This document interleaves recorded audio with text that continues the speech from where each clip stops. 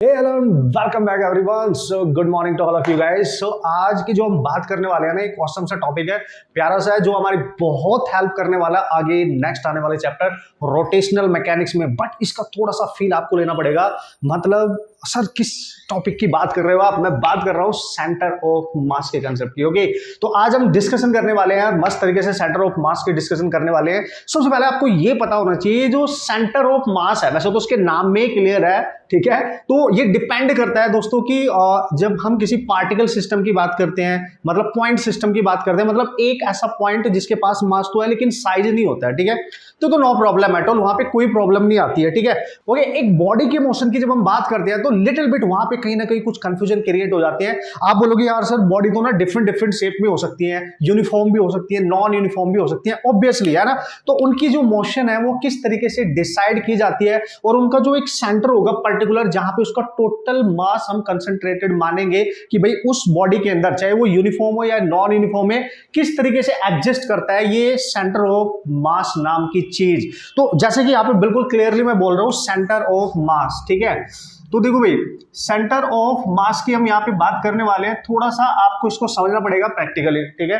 तो मतलब थोड़ा सा एग्जांपल मैं आपको दूंगा जिससे एक आइडिया बेसिक आपको लग जाएगा कि yes this is the centre of मास। उसके बाद में मैथमेटिकल कैलकुलेशन, सिंपल सी कैलकुलेशन हम कर लेंगे, धुरंधर बन गए हो आप। और हाँ, एक चीज याद रखना दोस्तों, अब हम धीरे धीरे अपने टारगेट की तरफ बढ़ रहे हैं, अपने जो हम जर्नी हमने स्टार्ट करी है, धीरे धीरे हम उसकी तरफ बढ़ रहे हैं, और लास्ट तक हमने पहुंचना है, मेहनत करते हुए पहुंचना है। बस अपने सारे क्वेश्चंस अच्छे से सॉल्व करते रहना है, ठीक है। बीच बीच में क्या होता है कि हम स्टॉप कर जाते हैं, ठीक है, कि चलो आज नहीं तो कल कर लेते हैं, ठीक है, ये सबके साथ हो जाता है। ओके, बट फिर भी उस चीज को जो आपसे छूटी है उसको किसी न किसी तरीके से आपको बैलेंस करना है, टाइम की कदर करनी है दोस्तों, क्योंकि टाइम ही एक ऐसी चीज है जो हमारा साथ देगा, और जो हमारा साथ नहीं देगा, नहीं देगा तो दुश्मन है, देगा तो साथी है। अब डिपेंड आपके ऊपर करता है कि टाइम को आप अपना साथी बनाना चाहते हो या दुश्मन बनाना चाहते हो। देखो वो कुछ नहीं कर रहा है, टाइम बिल्कुल सिंसियर है, वो चलता रहता है। वो बोलता है भाई आपने मेरे साथ चलना है तो चलो, नहीं चलना है तो भाई तेल बेचो, ठीक है, तो तुम पीछे छूट जाओगे, ठीक है, फिर आप पीछे छूट जाओगे, ठीक है। सो टाइम का दोस्त आपको बनना पड़ेगा, वो आपको अपना दोस्त नहीं बनाएगा, ठीक है। अगर आपने बोला कि यार मैंने तेरे साथ चलना है, तो भाई आप उसके साथ चल सकते हो। अगर आपने बोला कि नहीं भाई, मतलब तू तो चल ही रहा है, मैं नहीं चल सकता, तो आप पीछे छूट जाओगे, ठीक है। तो बस यही होता है सक्सेस का जो रास्ता होता है, बस यही होता है। और इसी चीज को आपने समझना है कि टाइम को फॉलो करना है, ठीक है जी, टाइम को फॉलो करना है, ठीक है सर।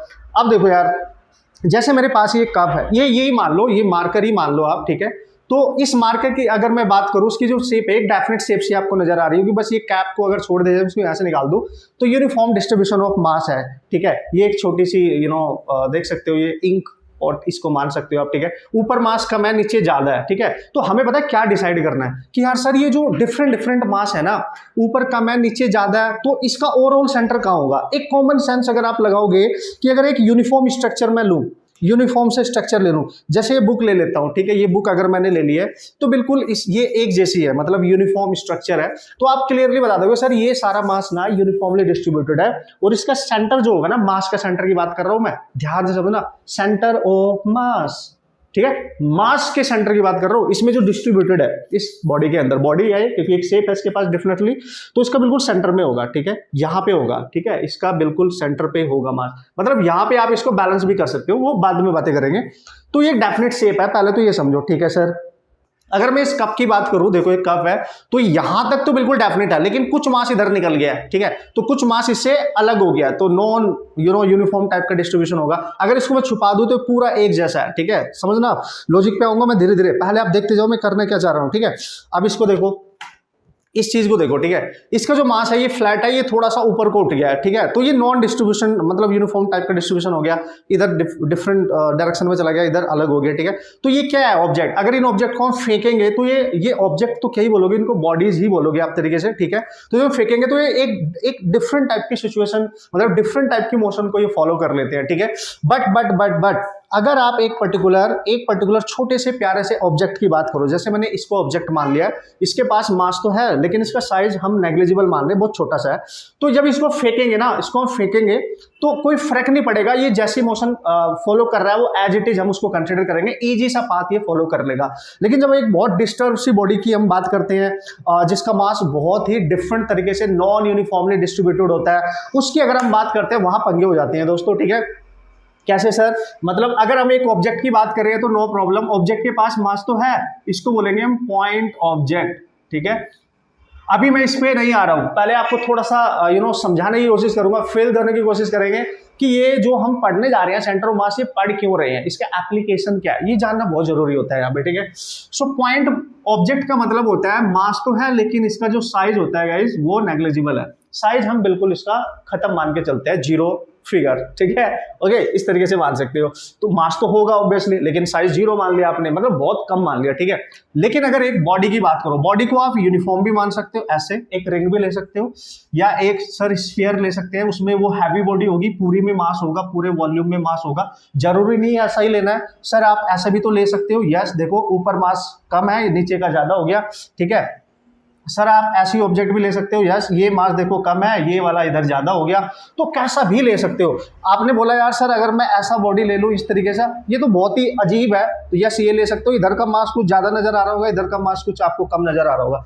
मतलब इस दुनिया के अंदर एग्जिस्ट करने वाले ऐसे बहुत सारे बॉडीज हैं जो एक डेफिनेट शेप में एग्जिस्ट नहीं करती। तो जब हम उनकी मोशन की बात करेंगे, वो किस तरीके के पाथ को फॉलो करेंगे, उनका ओवरऑल सेंटर कहाँ मानेंगे, उसका ओवरऑल मास कहाँ पे, क्योंकि इधर कम है, इधर ज्यादा है, इधर फिर और ज्यादा है, तो इनका ओवरऑल सेंटर कहाँ पे माने, जिसको हम कह सके सेंटर ऑफ मास। यही तो सीखना है, यही तो सीखना है।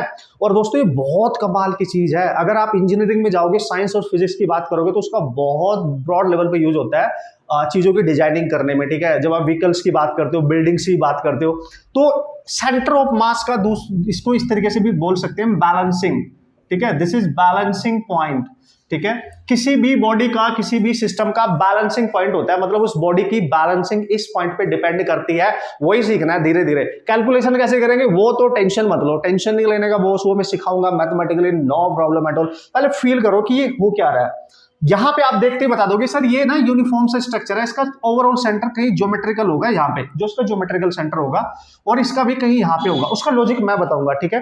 लेकिन इसका कहां करूं, इसका सेंटर कहां करूं, इसका सेंटर कहां करूं, इसका कहां करूं, ठीक है ना। ऑब्वियस है। अगर मैंने ऐसा ऑब्जेक्ट ले लिया, चलो देखो ऐसा ऑब्जेक्ट ले लिया, देखो इधर वाले में मास कम है, इधर वाले में ज्यादा है, इसका सेंटर कहां लूं, एक ओवरऑल सेंटर कहां पे मानूं जिसको हम सेंटर ऑफ मास कह सके। कुछ आइडिया हो रहा है? अगर मैंने ऐसे ले लिया, ठीक है, इस तरीके की सिचुएशन ले ली, देखो इस तरीके की सिचुएशन ले ली, अब एक छोटी सी यहाँ पे इस तरीके से, तो इसका सेंटर मैं कहां पे मानूं? ये तो बहुत ही डिफरेंट टाइप की स्ट्रक्चर नहीं है। पहले समझो ये चल क्या रहा है, ठीक है, हम करना क्या चाह रहे हैं। मतलब एक ऐसा पॉइंट ढूंढना चाहते हैं जहां पे इस पूरे स्ट्रक्चर का टोटल मास हम मान सके कि कॉन्सेंट्रेट कर रहा है, और उस मास के अकॉर्डिंग उस सिस्टम का बैलेंस हम डिसाइड कर सके। क्योंकि सेंटर ऑफ मास अपनी उस बॉडी के, उस स्ट्रक्चर के बैलेंस को डिसाइड करता है, इसलिए हमें सेंटर ऑफ मास को डिफाइन करना पड़ता है, ठीक है, जिससे वो सिस्टम बैलेंसिंग कंडीशन में बना रहे। तो भाई ये हो गया, बहुत डिफरेंट सा हो गया, तो मतलब अजीब से तरीके ये बन चुके हैं।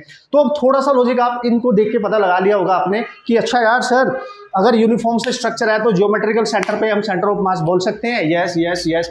अभी हम ओवरऑल सेंटर ऑफ मास पे नहीं आए हैं, ठीक है, अभी नहीं आए हैं बॉस, ठीक है। अभी हम जस्ट एज समझ रहे हैं कि हम करने क्या जा रहे हैं, ठीक है।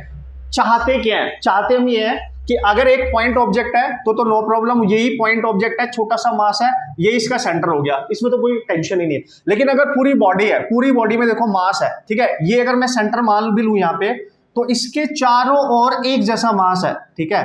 तो ये पता क्या बोल रहा है कि ये पूरी बॉडी बिल्कुल उसी तरीके से रिएक्ट करेगी जैसे इसका ये सेंटर करेगा, ये पूरी बॉडी, क्योंकि इसके चारों ओर एक जैसा मास है, ठीक है। अगर आप इस बॉडी के इधर मास देखोगे ना, तो देखो ये रहा इतना, अगर बिल्कुल इसके जस्ट अपोजिट देखोगे तो देखो ये रहा इतना, तो जितना मास ऊपर है उतना ही नीचे है, नेगलेक्ट हो जाएगा, बैलेंस रहेगा सिस्टम।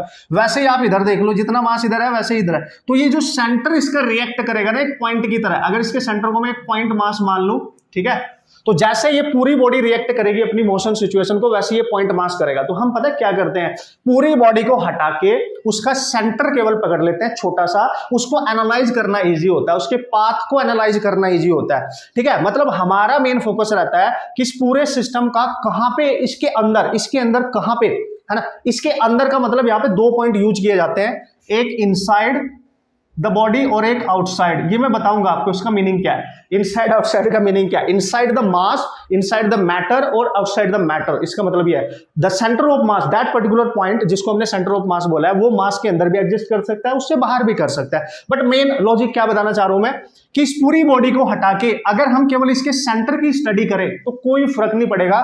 जैसी सिचुएशन इसका जो सेंटर ऑफ मास है, मतलब वो जो पर्टिकुलर पॉइंट है जिसको हमने मान लिया है उसका सेंटर ऑफ मास, वो रिएक्ट करेगा, वैसे ही पूरी बॉडी भी करेगी। तो पूरी बॉडी का स्टडी ना करके हम उसके सेंटर ऑफ मास की स्टडी कर लेते हैं। उससे क्या होता है, कैलकुलेशंस इजी होती है फिजिक्स में, विजुअलाइजेशन करना इजी हो जाता है, ठीक है, उसकी मोशन को अंडरस्टैंड करना इजी होता है, उसके पाथ ऑफ जो उसका मोशन है, उसका जो पाथ होगा जिसको फॉलो कर रहा होगा उसको अंडरस्टैंड करना इजी हो जाता है। अब मैंने काफी बकवास कर लिया, ठीक है, अब मैं तो आपको प्रैक्टिकली बताता हूं कि क्या चल क्या रहा है, ठीक है। कुछ वीडियोज मैं पहले आपको दिखाऊंगा, वो वीडियोज आपने देखनी है, बड़े ध्यान से देखनी है, फिर उनको एक्सप्लेन करेंगे, फिर हमें थोड़ा थोड़ा समझ में आएगा कि हो क्या रहा है, ये चल क्या रहा है। फिर बस लास्ट में एक काम बचेगा हमारे पास कि सेंटर ऑफ मास को की लोकेशन को कैलकुलेट कैसे करें, है ना। उसकी चूंकि हम मोशन की बात करें तो वेलोसिटी निकाले कैसे, एक्सेलरेशन निकाले कैसे, वो मैथमेटिकल चीज है, उसमें नो प्रॉब्लम एट ऑल, ठीक है।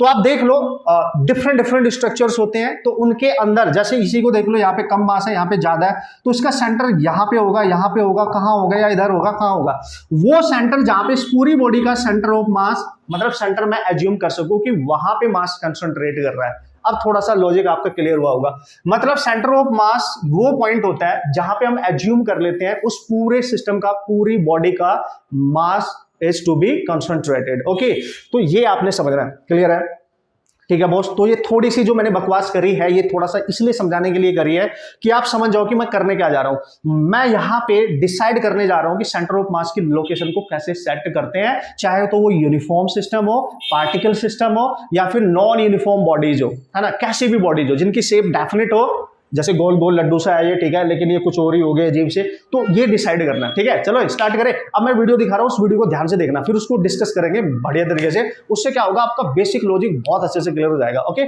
Have a look. A bone, an Einstein action figure, an adjustable wrench, a hoop frisbee, a turtle. Again, notice the center of mass of all of these objects follows the parabolic path of an object in projectile motion, and we can treat each object as if the force of gravity acts on the object's center of mass. This is true for all objects in projectile motion. Similarly, if an object is hurled into air, it is observed that there is only one point whose trajectory is parabolic. The remaining points follow complicated paths. This invariable point is none other than the center of mass. Center of mass of an object is defined as a hypothetical point where entire mass of the object can be assumed to be concentrated. Newton's laws of motion are applied to this point mass to analyze its motion. Okay, so देखिए आपने यार ये animated video जो मैंने यहाँ पे डाली है, देखो इससे बहुत क्लियर हो रहा होगा। धीरे धीरे आप दोबारा से रिपीट करके इसको देखना, तो आपको और मजा आने वाला है कि जो डिफरेंट टाइप की, जो नॉन यूनिफॉर्म टाइप की जो शेप होती है ना किसी भी बॉडीज की, तो जब वो मोशन में आती है तब हमें थोड़ा सा वहां पे डिस्टर्बेंस क्रिएट होता है कि यार अब इसकी मोशन की स्टडी मैं किस बिहाफ पे करूं और कैसे करूं, ठीक है, यहां पे हम फंस जाते हैं, ठीक है। तो ये हम प्रैक्टिकली करके देख सकते हैं। ये वीडियो जो मैंने आपको दिखाई है, जो क्लिप्स मैंने आपको दिखाई है, इनसे एक चीज बिल्कुल क्लियर हो रही है। देखो अभी जो उस लड़के ने उस फुटबॉल टाइप जो थी आपके पास, जो बेसबॉल टाइप की थी, उस पे जब किक मारी तो वो किस तरीके से जा रहा था। सबसे पहले तो उसकी शेप हम समझ लेते हैं, कुछ इस टाइप की थी वो, ठीक है। तो नॉन यूनिफॉर्म ही है, नीचे से हैवी है, आप देख सकते हो, ऊपर से थोड़ी सी कम मास है ऊपर की साइड में। तो जब ये मोशन कर रहा है ना, तो जब इसने किक मारा तो ये इस तरीके से जा रहा है एक्चुअली। तो ये बहुत टिपिकल सा पाथ नहीं हो गया। इसको आप कैसे डिसाइड करोगे, कैसे उसकी पार्टिकल्स की कैलकुलेशंस करोगे। लेकिन आपने वीडियो में बहुत ध्यान से देखा होगा, इसका कहीं ना कहीं एक ऐसा पॉइंट था इसी में, वो भी दो रास्ते आपको दिखाई दे रहे थे, एक इस टाइप का हेलिकल टाइप का पाथ आपको नजर आ रहा था, एक ऐसा पॉइंट था जो बिल्कुल इस तरीके से मूव कर रहा था, ठीक है, एक पैराबोलिक टाइप पे मूव कर रहा था। तो इस बॉडी के अंदर कहीं ना कहीं एक पॉइंट ऐसा होता है जो एक डेफिनेट पाथ को फॉलो कर रहा था, जो इजी अंडरस्टैंड करने के लिए, देखो पैराबोलिक कह सकते हैं, पैराबोलिक टाइप का इसको हम बोल सकते हैं, मतलब पैराबोलिक टाइप का बोल सकते हैं। यहां से एक्सपेरिमेंट, देखो ये सारी चीजें ना प्रैक्टिकली होती है बॉस, ठीक है, इनको करके देखना पड़ता है तभी अंडरस्टैंड करेंगे। अदरवाइज यहाँ पे ज्यादा मास है, इधर ज्यादा पार्टिकल एग्जिस्ट कर रहे हैं, इधर कम पार्टिकल एग्जिस्ट कर रहे हैं, इधर ज्यादा मास हो गया, इधर कम हो गया, तो भाई इसको ना, इसकी सिचुएशन को अंडरस्टैंड करना ना बहुत टिपिकल हो जाता है, ठीक है। तो हम डिसाइड करेंगे कि सेंटर ऑफ मास हम बॉडी के अंदर किस पॉइंट को कहते हैं, ठीक है, ये हमें डिसाइड करना है, ये हमें डिफाइन करना है, ये कुछ एग्जाम्पल्स के थ्रू, ये कुछ प्रैक्टिकल्स के थ्रू, ठीक है। सो ये आपने माइंड में सेटअप बना के रखना है, ठीक है सर। तो आपने भी देखा, तो ये फिर से देखो इसको, ये इस तरीके से करते जा रहा है, और अगर इसके इस वाले साइड और इस वाली साइड को लग देखो, दो अलग अलग पाथ यहाँ पे बनते हुए दिखाई देंगे, लेकिन इसके अंदर कहीं ना कहीं एक पॉइंट ऐसा है जो एक सीधा सा रास्ता, मतलब एक नॉर्मल सा रास्ता, एक सिंपल सा रास्ता कवर कर रहा होगा, सीधा जस्ट लाइक प्रोजेक्टाइल, जिसको हम नाम दे सके डेफिनेट, जिसके हम इजीली स्टडी कर सके, ठीक है, उसकी कैलकुलेशंस कर सके, उसकी मैथमेटिकल कैलकुलेशंस कर सके, ठीक है। तो यही हमने डिसाइड करना है कि हमने क्या किया कि एक बहुत अजीब सी दिखने वाली बॉडी के अंदर एक पॉइंट डिसाइड कर दिया, और हमने बोला कि वो पॉइंट डिसाइड अब करेगा कि इस बॉडी की जो मोशन होगी वो कैसी होगी, क्योंकि बॉडी तो बहुत डिफरेंट शेप की हो सकती है, ठीक है, उसका स्ट्रक्चर बहुत अजीब सा हो सकता है, लेकिन उसके अंदर एग्जिस्ट करने वाला वो पॉइंट जो पूरी बॉडी के बैलेंस को डिसाइड करेगा, उसकी मोशन को डिसाइड करेगा, उसको नाम दिया जाता है सेंटर ऑफ मास। और हम ये मान लेते हैं कि उसी पॉइंट पे उस पूरी बॉडी का मास कंसंट्रेट कर रहा है, मतलब उस पूरी बॉडी को हटा के उस पॉइंट को चूज कर लेते हैं बस, ठीक है, उसके अकॉर्डिंग मोशन को डिफाइन किया जाता है, बस उसको बोला गया सेंटर ऑफ मास। और उसी पॉइंट के अकॉर्डिंग जो मोशन होगी, जो वो पाथ फॉलो करेगा, उसी से डिसाइड करेगा कि वो बॉडी किस तरीके के नेचर को रिप्रेजेंट कर रही है, उसकी स्टेबिलिटी, उसकी बैलेंसिंग, उसकी मोशन, ईच एंड एवरीथिंग, ठीक है, वो टोटली डिपेंड करेगा उस बॉडी के अंदर एग्जिस्ट करने वाले उस पॉइंट पर। समझ गए? अब दूसरी जो क्लिप मैंने आपको दिखाई, उसमें भी जो बंदे पानी में इस तरीके से जा रहे थे ना, आपने टीवी में भी देखा होगा, तो जैसे इस ऊपर जा रहे, उनके पैर ऊपर जा रहे, नीचे आ रहे, पैर नीचे को हो रहे, तो उनका एक पर्टिकुलर पॉइंट था उनकी बॉडी में, ठीक है, कभी उनके पैर फोल्ड हो रहे थे, कभी उसको दूर कर रहे थे अपनी बॉडी से, उसको दूर कर रहे थे, ठीक है, तो लेकिन उनकी बॉडी में एक पॉइंट था, एक फिक्स पॉइंट, ठीक है, जो वो उसी तरीके की मोशन कर रहा था, बॉडी की मोशन तो ऐसे ऐसे हो रही थी, लेकिन वो पॉइंट एक पर्टिकुलर पाथ को फॉलो कर रहा था, उसी को नाम दिया जाता है सेंटर ऑफ मास। फिर उसने कुछ डिफरेंट टाइप के स्ट्रक्चर फेंके, कैसे सर? कुछ ऐसे स्ट्रक्चर फेंके, तो आप खुद भी देखना ना, जब इसको आप फेंकोगे तो अजीब सी मोशन करते हुए नहीं जाएगा, लेकिन इसके अंदर कहीं ना कहीं एक पॉइंट होगा जो एक डेफिनेट टाइप की मोशन फॉलो कर रहा होगा, ठीक है, उसी की मोशन से डिसाइड किया जाएगा कि बॉडी की मोशन कैसे होने वाली है, उस पॉइंट को नाम दिया जा रहा है सेंटर ऑफ मास। और ये सेंटर ऑफ मास दोस्तों ध्यान रखना, ये बहुत कमाल की चीज है, ये किसी भी बॉडी की बैलेंसिंग को भी डिसाइड करता है कि वो बॉडी बैलेंस रहेगी या नहीं रहेगी। जब आप बिल्डिंग्स वगैरह बनाते हो, ठीक है, अच्छा कुछ चीजें मैं आपको करके दिखाऊंगा प्रैक्टिकली, चलो ठीक है, कुछ करके दिखाऊंगा, पहले समझ लेते हैं इसकी डेफिनेशन। बहुत हो गई बक, ठीक है, अब इसकी ये भी समझनी पड़ेगी डेफिनेशन क्या, थोड़ा सा आइडिया आपको लग गया होगा क्लिप देख के कि क्या चल क्या रहा है, ठीक है। देखो भाई, हमने बोला we need to define a point, ठीक है, we need to define a point in the body where the whole mass of the body is assumed, है ना, assumed है ये, ठीक है, नॉट फिक्स्ड, है ना, assumed to be concentrated, मतलब हमें ये मतलब उस पर्टिकुलर बॉडी के अंदर एक ऐसा पॉइंट डिफाइन करना ही पड़ेगा जहां पे हम ये मानेंगे कि उस पूरी बॉडी का मास वहां पे एग्जिस्ट करता है, वहां पे कॉन्सेंट्रेटेड है, ठीक है, और उसी के अकॉर्डिंग बॉडी की मोशन को डिसाइड करते हैं। So that is the point which is called as centre of mass inside the body, ठीक है, उसी को बोला गया सेंटर ऑफ मास, ठीक है। तो जैसे ये बॉडी थी, ये वाली थी, ठीक है, हमने मान लिया, देखो ऊपर मास कम है, नीचे ज्यादा है, तो मान लिया इसका यहाँ पे है सपोज करो सेंटर ऑफ मास, तो अब ये बॉडी गई तेल लेने, इस बॉडी को आप हटा सकते हो, ठीक है, इस बॉडी को आप हटा सकते हो, हम केवल मानेंगे कि ये इस तरीके से जा रहा है, ठीक है, ये पॉइंट जा रहा है, बस पॉइंट ऐसे समझो। तो हम सेंटर ऑफ मास पे फोकस करते हैं, ना कि बॉडी के स्ट्रक्चर पे। जब बॉडी का स्ट्रक्चर बहुत अजीब हो, बहुत नॉन यूनिफॉर्म टाइप का हो, बहुत डिस्टेंट टाइप का हो, तो उसके अंदर जहां सेंटर ऑफ मास है उसको पकड़ लो, बॉडी को हटा दो, उसकी मोशन स्टडी कर लो, बात खत्म, चला गया होगा दिमाग में आपके, ठीक है। तो अब ये जो सेंटर ऑफ मास है, ये कैसा मोशन एग्जीक्यूट करेगा, कैसा पाथ फॉलो करेगा, ये हमारा मेन इंटरेस्ट है, ठीक है, इसमें हमारा मेन इंटरेस्ट है, समझ होंगे आप, ठीक है। ओके, अब देखो भाई, इसकी कुछ और प्रॉपर्टीज देख लेते हैं। It depends on the type of distribution of mass, most important है ये, सेंटर ऑफ मास की लोकेशन बॉडी के अंदर क्या होने वाली है, ये डिपेंड करता है उस बॉडी के अंदर जो मास का डिस्ट्रीब्यूशन है वो किस टाइप का है, यूनिफॉर्म है या नॉन यूनिफॉर्म है, वो उस एग्जांपल्स के थ्रू मैं आपको समझाऊंगा, ठीक है, यूनिफॉर्म या non uniform type of distribution of मास। फिर ऑलवेज शिफ्ट टूवर्ड्स, ये करके दिखाऊंगा आपको, टेंशन नहीं लेने का बॉस। जब हम मैथमेटिकल कैलकुलेशन करके फिर नो प्रॉब्लम एट ऑल, वहां पे तो मैं आपको फॉर्मूला बताऊंगा, फंडे बताऊंगा, सब कुछ बताऊंगा क्वेश्चंस करने के लिए, बट इसका बेसिक अंडरस्टैंडिंग बहुत जरूरी है यार, ठीक है। चलो, always shift towards heavy part of the body, मतलब जिधर को उस बॉडी के अंदर ज्यादा मास एग्जिस्ट कर रहा होगा उधर को शिफ्ट हो जाता है ऑटोमेटिकली, उस बॉडी को बैलेंस करने के लिए। कैसे कैसे कैसे देखेंगे देखेंगे देखेंगे, टेंशन नहीं लेने का, देखेंगे, ठीक है। तो क्या करना है, always shift towards the heavy part of the body, yes, ये याद रखना है, ये 2 पॉइंट याद रखो, मजा आ जाएगा। उसने बोला टाइप ऑफ डिस्ट्रीब्यूशन ऑफ मास पे डिपेंड करता है, और जो बॉडी की शेप है वो किस टाइप की, उस पर भी डिपेंड करता है। ऑब्वियसली यूनिफॉर्म है तो कैसे एग्जिस्ट करेगा, नॉन यूनिफॉर्म है तो कैसे एग्जिस्ट करेगा, ठीक है।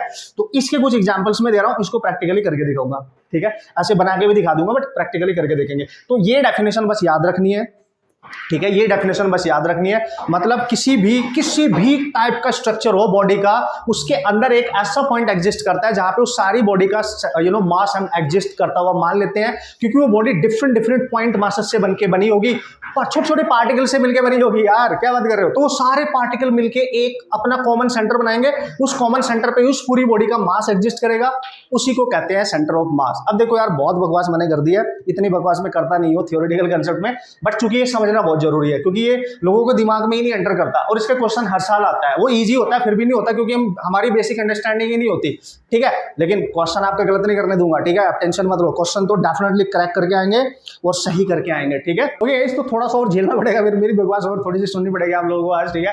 तो आज बकवास जरूरी है यार ये करनी, मतलब क्या बोलूं मैं, ठीक है। मैं चाहता हूं कि ये कंसेप्ट आपके दिलो दिमाग तक चला जाए बेसिकली, ठीक है। ये बहुत जरूरी होता है हमारे लिए। थोड़े से एग्जांपल देता हूं आपको और बेसिक सा आइडिया लग जाएगा। कैसे सर, देखो भाई, बहुत ध्यान से समझना, ठीक है। वैसे तो मैंने जो वीडियो आपको दिखाई है वहां पे हर टाइप का स्ट्रक्चर उसने बोला था, उसने फेंक के दिखाया। कैसे दिखाया, अगर वो बिल्कुल राउंड एंड राउंड ले रहा था, बिल्कुल राउंड एंड राउंड, आपने देखा होगा ये जो राउंड एंड राउंड था ये बिल्कुल ऐसे आ रहा था, तो उसका एक पर्टिकुलर सेंटर यहाँ पे था और वो इस तरीके से मूव कर रहा था, देखना ऐसे, ठीक है। फिर ये यहाँ पे आया तो बिल्कुल ऐसे मूव कर रहा था, ठीक है। तो आपने देखा इस बॉडी का जो मोशन डिसाइड हो रहा है, इसके अंदर एग्जिस्ट करने वाले एक सेंटर से हो रहा है, जिसको हमने बोला सेंटर ऑफ मास, और उसी की मोशन हम डिसाइड कर रहे हैं यहाँ पे, क्योंकि बॉडी के अंदर तो पार्टिकल यहाँ पे भी है ना यार, बॉडी के अंदर तो पार्टिकल यहाँ पे भी है, यहाँ पे भी है, वो तो वहीं पे घूम रहे हैं, ठीक है। उनका जो मोशन होगा तो अजीब सा होगा यार, देख लो, समझना ध्यान से। लेकिन हम क्या कर रहे हैं, सारी बॉडी का मास यहाँ पे कंसंट्रेटेड मान लिया कि ये बॉडी है ही नहीं, ये है, तो ये ही मूवमेंट हो रहा था बस, ठीक है।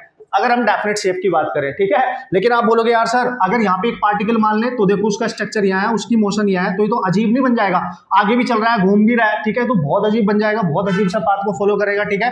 तो आप देख सकते हो यहाँ पे ये ऐसे जा रहा है, सबके थोपड़े अलग अलग डायरेक्शन में जा रहे हैं, ठीक है। तो सबके थोपड़े कैसे कैसे पकड़ोगे आप, सबके चेहरे कैसे, मुंडी पकड़ के कैसे घुमाओगे आप, ठीक है। तो हमने क्या डिसाइड किया कि ये पार्टिकल जो चुन्नू लाल यहाँ पे बैठा है, ये बंदा यहाँ पे बैठा है, ये मुन्नू यहाँ पे बैठा है, ठीक है, ये इधर को जा रहा है, ये इधर को जा रहा है, ये नीचे को जा रहा है, फिर ये ऐसे जा रहा है, फिर ये आगे भी जा रहे हैं। मतलब अगर मैं इसको ध्यान से देखूं, ये ऐसे पाथ को फॉलो करेंगे, अदरवाइज बहुत टिपिकल पाथ हो जाएगा ये, ठीक है। This is typical to study actually, calculation से इसमें बहुत टिपिकल हो जाने वाली है, ठीक है। हर पार्टिकल अपने अपनी मर्जी से जा रहा है, तो हमने क्या किया, मर्जी नहीं चलेगी, किसी भी पार्टिकल की मर्जी नहीं चलेगी, सबको बांध दिया और उनको बोला चुप बैठ जा भाई, ठीक है। और हमने क्या मान लिया कि उनके सेंटर पे मान लिया सब कुछ, सारा मास सेंटर पे मान दिया, और ये सारे पार्टिकल यहाँ चिपक गए एक तरीके से, ऐसे समझो, यहाँ बैठ जाओ ना आप, यहाँ पे बैठ जाओ, ठीक है। तो आपको बस ये पॉइंट दिखाई देगा, ये पॉइंट दिखाई देगा, ठीक है।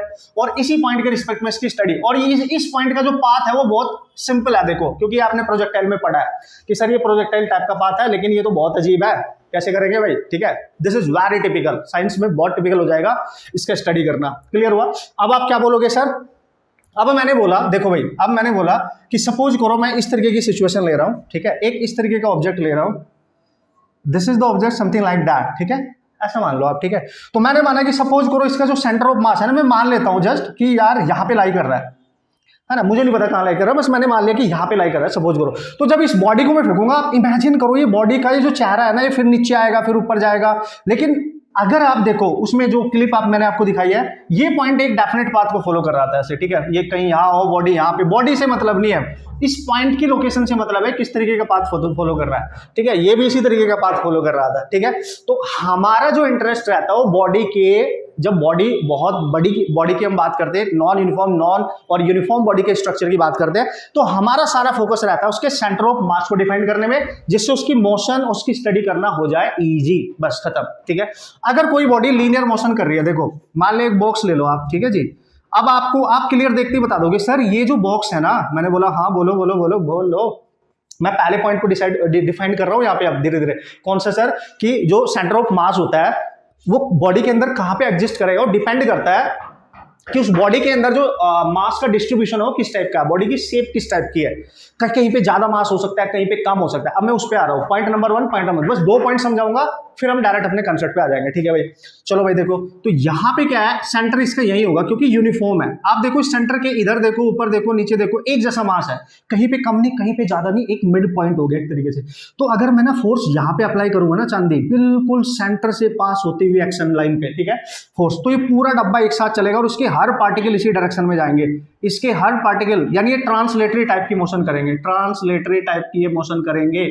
ठीक है, इस केस में क्योंकि फोर्स मैंने इस तरीके से अप्लाई किया, पूरा डब्बा यूनिफॉर्मली आगे को चलेगा और इसके डब्बे के अंदर एडजस्ट करने वाले सारे पार्टिकल एक डायरेक्शन में जाएंगे। तो अगर मैं इस पूरी बॉडी को हटा के केवल इसका सेंटर ले लूं तो ये ऐसे चलता हुआ दिखाई देगा। ठीक है, ऐसे देखो लीनियरली चलता हुआ दिखाई दे रहा है ना, ऐसे चलता हुआ दिखाई देगा, इस पाथ पे चलता हुआ दिखाई देगा।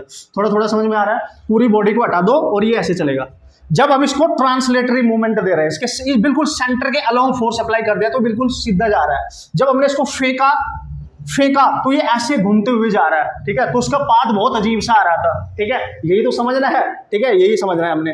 तो भाई ये देखा आपने कि यार सर इस तरीके से मूवमेंट हो रहा है, बिल्कुल सर इस तरीके से मूवमेंट हो रहा है। इस पर्टिकुलर पॉइंट को ही हमने कहते हैं जहां पे पूरी बॉडी जिससे डिसाइड होती है, उसकी मोशन डिसाइड होती है, सेंटर ऑफ मास। ठीक है, अब फिर से समझो, तो सर इसको डिसाइड कैसे करेंगे कि ये यहीं पे लाई कर रहा है? चलो भाई आ जाओ, एग्जाम्पल लेते हैं। ठीक है, एग्जाम्पल कैसे सर? कैसे? देखो भाई, अभी मेरे पास था डस्टर, तो ये रहा डस्टर बिल्कुल यूनिफॉर्म है ना, एक रॉड की तरह मान लो आप इसको, तो बिल्कुल यूनिफॉर्म है सर। यस, देखो अगर एक यूनिफॉर्म स्ट्रक्चर है तो नो प्रॉब्लम एट ऑल।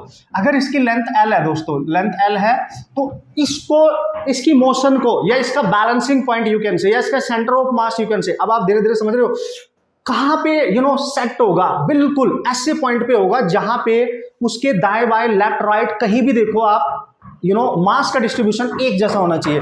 तो आप क्लियरली बता दोगे सर बिल्कुल इसके मिड पॉइंट पे, आप देखो इसके मिड पॉइंट पे बता दोगे आप, क्योंकि सर मिड पॉइंट से ये लेंथ भी L/2 होगी और इधर भी L/2 होगी, तो ये ऐसा पॉइंट है जिसको हम कह सकते हैं इसका सेंटर ऑफ मास। यस, क्योंकि ये यूनिफॉर्म डिस्ट्रीब्यूशन है मास का। कैसा डिस्ट्रीब्यूशन है बॉस? यूनिफॉर्म डिस्ट्रीब्यूशन है। ठीक है, तो इसके सेंटर पे, यानी इसका जो सेंटर बनेगा जस्ट हाफ लेंथ इधर से हाफ लेंथ, क्योंकि अगर आप यहां से इसको कट करोगे जितना मास इधर है उतना ही मास इधर है, जितना ऊपर है उतना ही नीचे भी है। क्लियर हो रहा है? हो रहा है, हो रहा है, धीरे धीरे हो रहा है। Yes yes yes. अब अगर आप कुछ और ले लो, देखो आपने रिंग लिया, सपोज करो आपने रिंग लिया, तो भाई आप कैसे डिसाइड करोगे इसका सेंटर ऑफ मास कहां पे है? देखो यहां पे चूंकि रॉड है, इसके मास के अंदर ही सेंटर है, इसलिए इसको बोलते हैं इनसाइड द बॉडी। जब कभी सेंटर ऑफ मास मैटर के अंदर एग्जिस्ट करे, ठीक है, मैटर के अंदर, तो उसको बोलते हैं mass, centre of mass inside the body. ठीक है, लेकिन अगर मैं रिंग की बात करूं, जैसे मेरे हाथ में ये है ना, ये तो ये क्या है? तो इसके अंदर मास थोड़ा ही है। अगर इसके अंदर मास होता तो मेरा हाथ इसमें थोड़ा ही चला जाता, नहीं, तो ये एक रिंग की तरह काम कर रहा है। तो इसमें मास नहीं है, मास इसके सर्कमफेरेंस पे है, ये है देखो, तो इसका जो सेंटर है वो यहां होगा। This is called as its centre of mass. Sir इसको क्यों माना? यही, इसको बोलेंगे आउटसाइड द बॉडी। क्यों? क्योंकि ये मैटर के अंदर नहीं है, मैटर तो सर्कमफेरेंस पे है, अंदर नहीं है ना, लेकिन मिडिल पॉइंट पे ही क्यों हुआ? इसके ज्योमेट्रिकल सेंटर पे ही क्यों हुआ? क्यों सर? क्योंकि अगर आप इसके इधर छोटा सा एक एलिमेंट कट करोगे ना, देखो यहां से यहां तक इतना सा मास, और इसके इधर भी कट कर लो, तो देखो ये बैलेंस करेगा इतना सा मास, ये वाला मास, ये वाला मास, तो इस पॉइंट के ऊपर भी उतना ही है, उस पॉइंट के नीचे भी, इधर भी, हर डायरेक्शन में। इसलिए उसने बोला ये सारा मास इसका इस पॉइंट के अराउंड है, और इसी को बोलेंगे हम इसका सेंटर ऑफ मास, जिसके अकॉर्डिंग इस बॉडी को स्टडी किया जाएगा, उसकी मोशन की स्टडी, उसका movement of inertia, each and everything. ठीक है, लेकिन चपाती खाते हो ना, पराठे खाते हो ना, वो तोड़ तोड़ के सुबह सुबह, ठीक है, मस्त तरीके से। तो पराठा और चपाती, आई मीन रिंग में क्या डिफरेंस है? तो आपने क्या किया, एक चपाती ली, ठीक है, ऐसे ले ली, देखो ऐसे एक चपाती ले ली, ठीक है, ये एक पराठा ले लिया आपने, इसमें पूरे में मटेरियल होता है, मैटर होता है ना। चपाती तो भाई पूरी सॉलिड होती है ना, थिन होती है, एक डिस्क मान सकते हो आप, चपाती मतलब डिस्क मान सकते हो।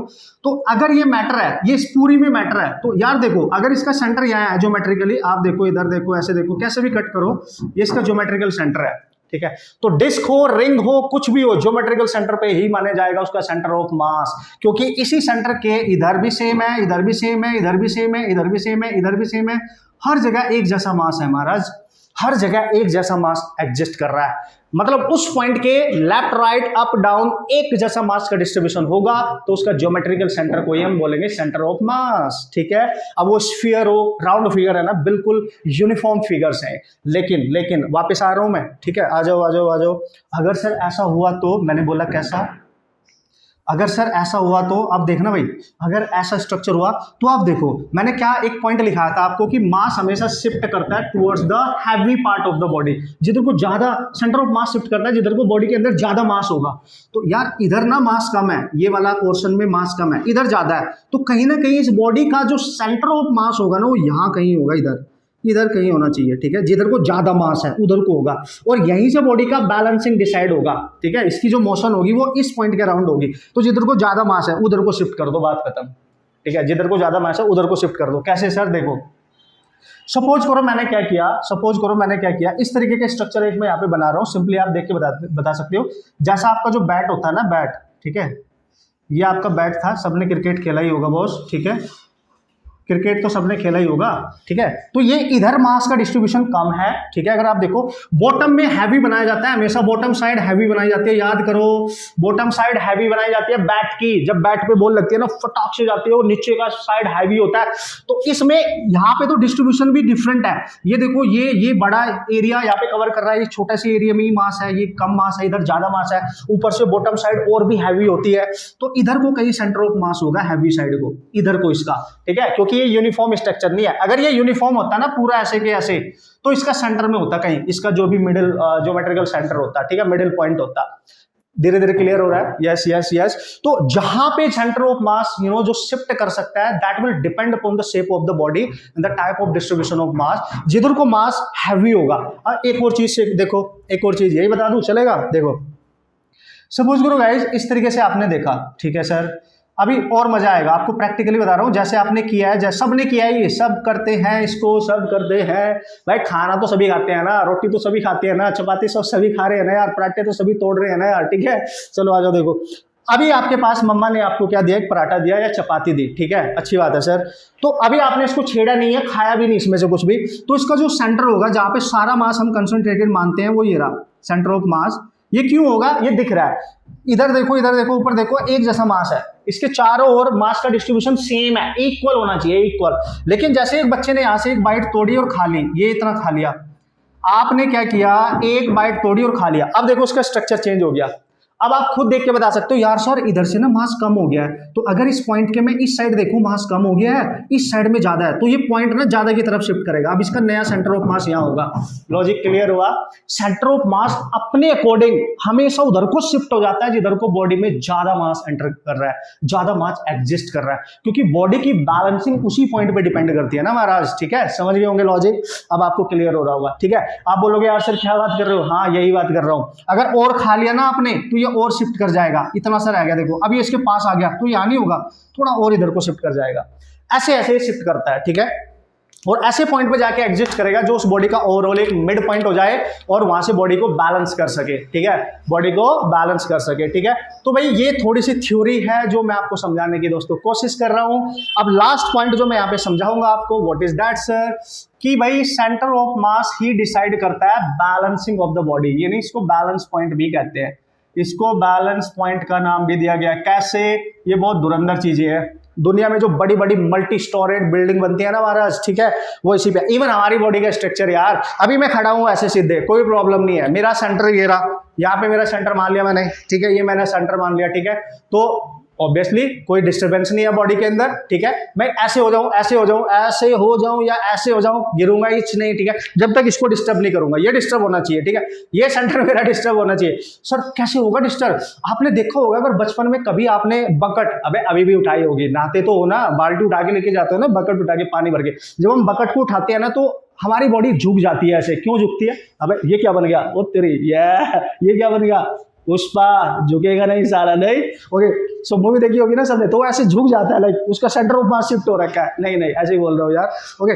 लेकिन जब आप बकेट लेते हो ना हाथ में, तो वो बकेट क्या होता है, हैवी, आपने इस साइड में और मास लटका दिया है, तो बॉडी का जो बैलेंसिंग पॉइंट है वो तुरंत शिफ्ट कर जाएगा बॉस, ठीक है। पहले यहां तक, थोड़ा इधर शिफ्ट हो जाएगा। तो अगर उसको बैलेंस करना है, आपने वापस आना है, आप अपनी बॉडी को ऐसे करके चलते हो, फिर लेके चलते हो, या एक बाल्टी इधर टांग लो, एक बकेट इधर ले लो, एक इधर, फिर आप सीधे चलोगे। तो ये जब बात कर लेते हैं इसके मैथमेटिकल कॉन्सेप्ट की, जिस पे यूज करके हम न्यूमेरिकल प्रॉब्लम सॉल्व करने वाले हैं, तो फाइनली कहीं ना कहीं हमें मैथमेटिकल फॉर्मूले और कंसेप्ट ही तो आने चाहिए। अभी जो हमने सीखा वो बेसिक कंसेप्ट था कि किस तरीके से हमने अंडरस्टैंडिंग करनी है the concept of centre of mass की। होप सो आपके दिमाग में क्या होगा यार, आप रियलाइज कर पाए होंगे कि सेंटर ऑफ मास होता क्या है बेसिकली, क्योंकि हमने काफी टाइम लिया है उसकी एक्सप्लेनेशन में। ओके, तो अब जैसे कि मैंने आपको बताया, दो तरीके की सिस्टम यहाँ पे हम एडजस्ट करने डिस्कस करने वाले हैं। दो तरीके की सिस्टम यहाँ पे हम लोग डिस्कस करने वाले हैं, जिसमें सबसे पहला सिस्टम आएगा कि यार सेंटर ऑफ मास हमें कैलकुलेट करना है एक ऐसे सिस्टम का जो मिलके बना है एंड डिस्क्रीट पार्टिकल से, मतलब जो पार्टिकल्स से मिलके बना है, पार्टिकल्स, पॉइंट मास, ठीक है, जिनका साइज नेग्लिजिबल होता है, जिनको हम इंडिविजुअली काउंट कर सकते हैं, ठीक है। Note the type of body जिनमें uniform type of distribution of mass होता है, तो वो हम बाद में करेंगे। अभी हम डिस्कस कर रहे हैं यहाँ पे एक ऐसा सिस्टम जिसमें पार्टिकल्स होंगे, अलग अलग पार्टिकल्स होंगे और n नंबर ऑफ पार्टिकल्स आप मान सकते हो। तो मतलब सीधे सीधे सा लॉजिक यार ये है, जैसे आप बहुत सारे बच्चे क्लास में बैठे हो तो सबको काउंट किया जा सकता है, हर एक बच्चे को एक पार्टिकल माना जा सकता है, और मैं यहाँ पे खड़ा हूं तो मेरे रिस्पेक्ट में एक बच्चे की लोकेशन अलग होगी, इसकी अलग, उसकी अलग, उसकी अलग, कोई दूर बैठा, कोई पास बैठा है, तो यू आर द पार्टिकल्स, है ना। And this room is the system of the particles, ठीक है, जिसमें हम सब बैठे हैं। मैं ओरिजिन बन गया क्योंकि मेरे रिस्पेक्ट में मैं आपकी पोजीशन चेक कर रहा हूं, ठीक है, कि यार आप यहाँ पे बैठे हो, आप यहाँ पे बैठे हो, आप यहाँ पे बैठे हो, आप यहाँ पे बैठे हो, समझ गए। तो हम ये चेक करना चाहते हैं कि बहुत सारे बच्चे एक रूम में बैठे हैं, तो उन सारे बच्चों का अपना अपना खुद का सेंटर होगा, उस कॉमन, उनका पूरे रूम का जो कॉमन सेंटर बनेगा वो कहाँ होगा, उसकी लोकेशन क्या होगी मेरे रिस्पेक्ट में, उसी को तो बोलते हैं सेंटर ऑफ मास। मतलब सारे पार्टिकल से मिलके बनने वाला एक कॉमन सेंटर, जहां पे सारे पार्टिकल्स के मास का इफेक्ट एग्जर्ट करता हो, उसी को तो हमने डिफाइन किया, that is called as centre of mass. Clear हुआ? चलो आ जाओ, अब बना लेते हैं एक सिस्टम। सपोज करो गाइस, एक ऐसा सिस्टम मैंने ले लिया, बस अब आपको कोई तकलीफ नहीं होगी, अब मैथमेटिकली आप बहुत इजीली फॉर्मूले बस आपने याद रखने हैं, उनको अप्लाई करना आना चाहिए, कंसेप्ट में बताता रहूंगा, डोंट वरी अबाउट दैट, ठीक है। तो मान लिया मैंने कि एक इस तरीके की बाउंड्री मैंने सेट कर दी, एक सिस्टम है, इसमें बहुत सारे पार्टिकल एग्जिस्ट कर रहे हैं। तो सपोज करो भाई पहला पार्टिकल M1 है, देखो भाई ये फर्स्ट पार्टिकल है, पार्टिकल मतलब पॉइंट मास है, छोटे छोटे है, प्यारे प्यारे से है, क्यूट क्यूट से, मतलब उनके पास मास होगा लेकिन साइज नहीं होगा, ठीक है, इतना तो समझ जाओगे ना। बॉडी नहीं है ये, ठीक है, पार्टिकल्स हैं, कूल, जिनको हम काउंट कर सके, ठीक है। तो दूसरे ले लेंगे सर M2 ले लेते हैं सर, फिर ले लेते हैं सर M3 ले लेते हैं, फिर ले लेते हैं सर यहाँ पे कहीं M4, फिर यहाँ पे कहीं M5, फिर यहाँ पे कहीं M6 एंड सो ऑन, ठीक है। ऐसे बहुत सारे होंगे, लेट्स सी यहाँ पे ले लिया आपने Mn, बहुत सारे होंगे। अब इसमें एक चीज की बहुत तगड़ी इंपॉर्टेंस होती है कि जब भी हम सेंटर ऑफ मास की लोकेशन निकालते हैं तो सबसे पहले इंपॉर्टेंट होता है कि आप किस पॉइंट के रेफरेंस में इसको कैलकुलेट कर रहे हो, यानी इसका जो ओरिजिन पॉइंट है वो क्या है, मतलब किस पॉइंट की रेफरेंस में आप निकाल रहे हो, कहां से निकाल रहे हो, ठीक है, ये ध्यान रखना। फिलहाल जब क्वेश्चन हम करेंगे तो मैं बताऊंगा किस तरीके से आपने अपना रेफरेंस सिलेक्ट करना होता है। क्वेश्चन में दिया है तो वही करना है, नहीं दिया तो क्या करना है वो मैं सिखाऊंगा ना, डोंट वरी, ठीक है। अभी क्या करो, आप 2D बना दो यहाँ पे, ठीक है जी, 2D, क्योंकि एक सिस्टम एक प्लेन में है। तो let's see, here is the x axis and here is the y axis, तो एक प्लेन में ही होगा, ऑब्वियसली एक प्लेन में ही होगा। ये एक्स एक्सिस है, ये वाई एक्सिस है, तो ये इसका ओरिजिन है। अभी हम इसको रेफरेंस मानेंगे, this is your origin point, मतलब हर पार्टिकल की लोकेशन हम यहां से चेक करेंगे, बात सीधी सी है। ओरिजिन सेलेक्ट करना लाजमी है, जरूरी है बॉस, ठीक है। तो इस ओरिजिन से पहला पार्टिकल कितनी दूर है उसका पोजीशन वेक्टर देख लो। तो ये पार्टिकल है, सपोज करो R1 डिस्टेंस पे, ये पार्टिकल यहाँ से, ये मैं हूं, ऐसा समझो ये मैं हूं, जैसे मैं आपको अभी एग्जांपल दे रहा था ना अपना, कि मेरे रेफरेंस में आप कहाँ पे बैठे हो, तो ये ओरिजिन होता है जहां से हम ऑब्जर्व करते हैं, ठीक है। So this is your origin. So next क्या है सर, ये रहा, तो इसकी जो लोकेशन होगी ये होगी यहाँ से यहाँ तक R3 पूरी ये वाली, ठीक है। M4 कहाँ है सर, ये रहा, तो इसकी जो लोकेशन होगी इस वाले की दैट इज R4 मान लो, and this is your R5 मान लो, and this is your R6 मान लो एंड सो ऑन। यहाँ पे बहुत सारे पार्टिकल्स है, ये Mn पार्टिकल है तो उसकी Rn हो जाएगी। तो आप देख सकते हो इस पूरे सिस्टम के अंदर बहुत सारे बच्चे बैठे हैं, बहुत सारे पार्टिकल्स बैठे हैं, उनका सबका अपना अलग अलग मास है, ठीक है।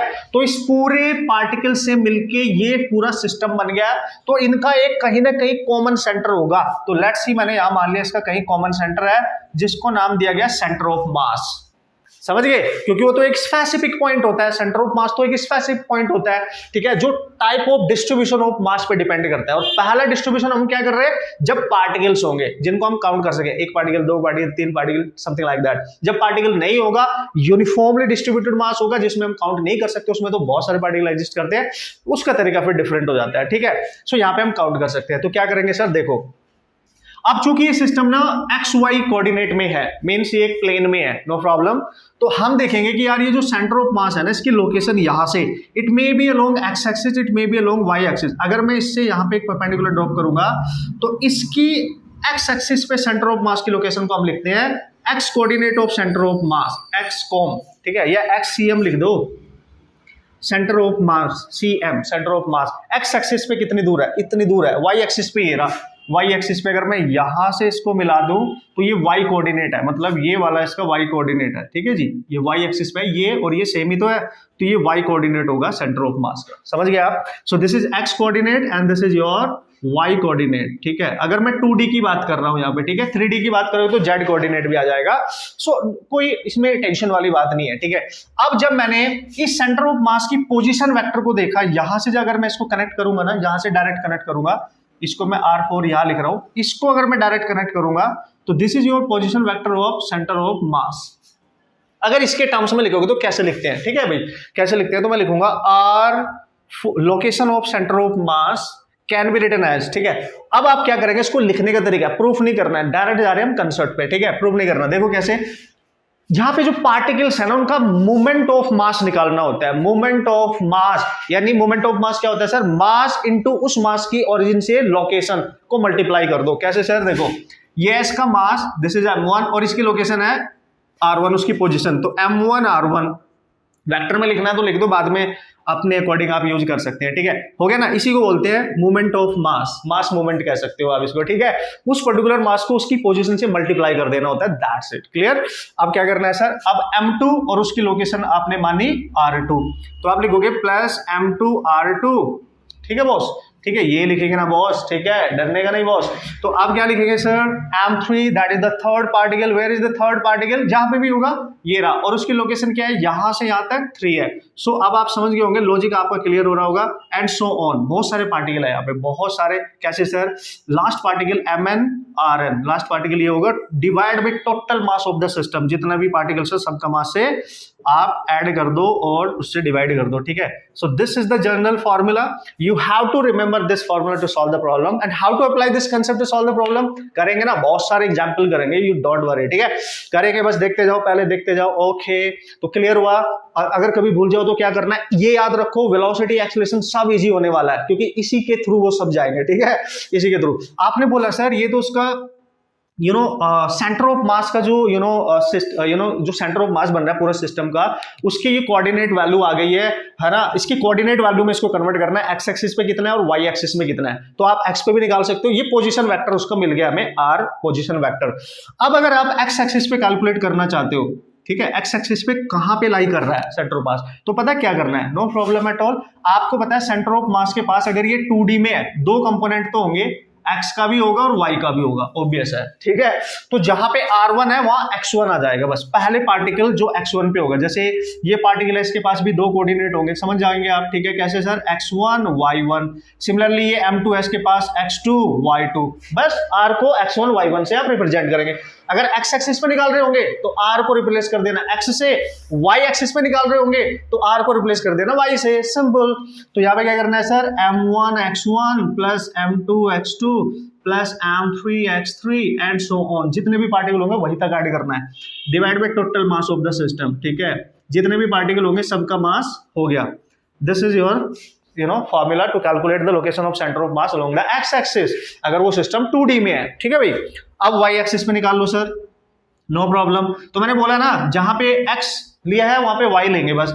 तो पहले पार्टिकल का मास उसी की y एक्सिस पे लोकेशन, दूसरे पार्टिकल का मास y एक्सिस पे लोकेशन, तीसरे पार्टिकल का मास y एक्सिस पे location and so on, divide में total mass m1 plus m2 plus m3 and this is the thing. Okay, so इस तरीके से आप याद कर सकते हो, समझ गए ना बॉस? ठीक है, ओके। सो y एक्सिस पे निकालो, z एक्सिस पे अगर निकालना है, मान लिया आपने 3D में बात कर रहे हो, तो भाई यहाँ पे Z1 आ जाएगा बस, ठीक है, Z1 plus M2 Z2 plus M3 Z3 and total mass जो भी होगा, कैपिटल M लिख दो, कैपिटल M इन सबका सम ही होगा, ऐसे मान सकते हो आप, ठीक है।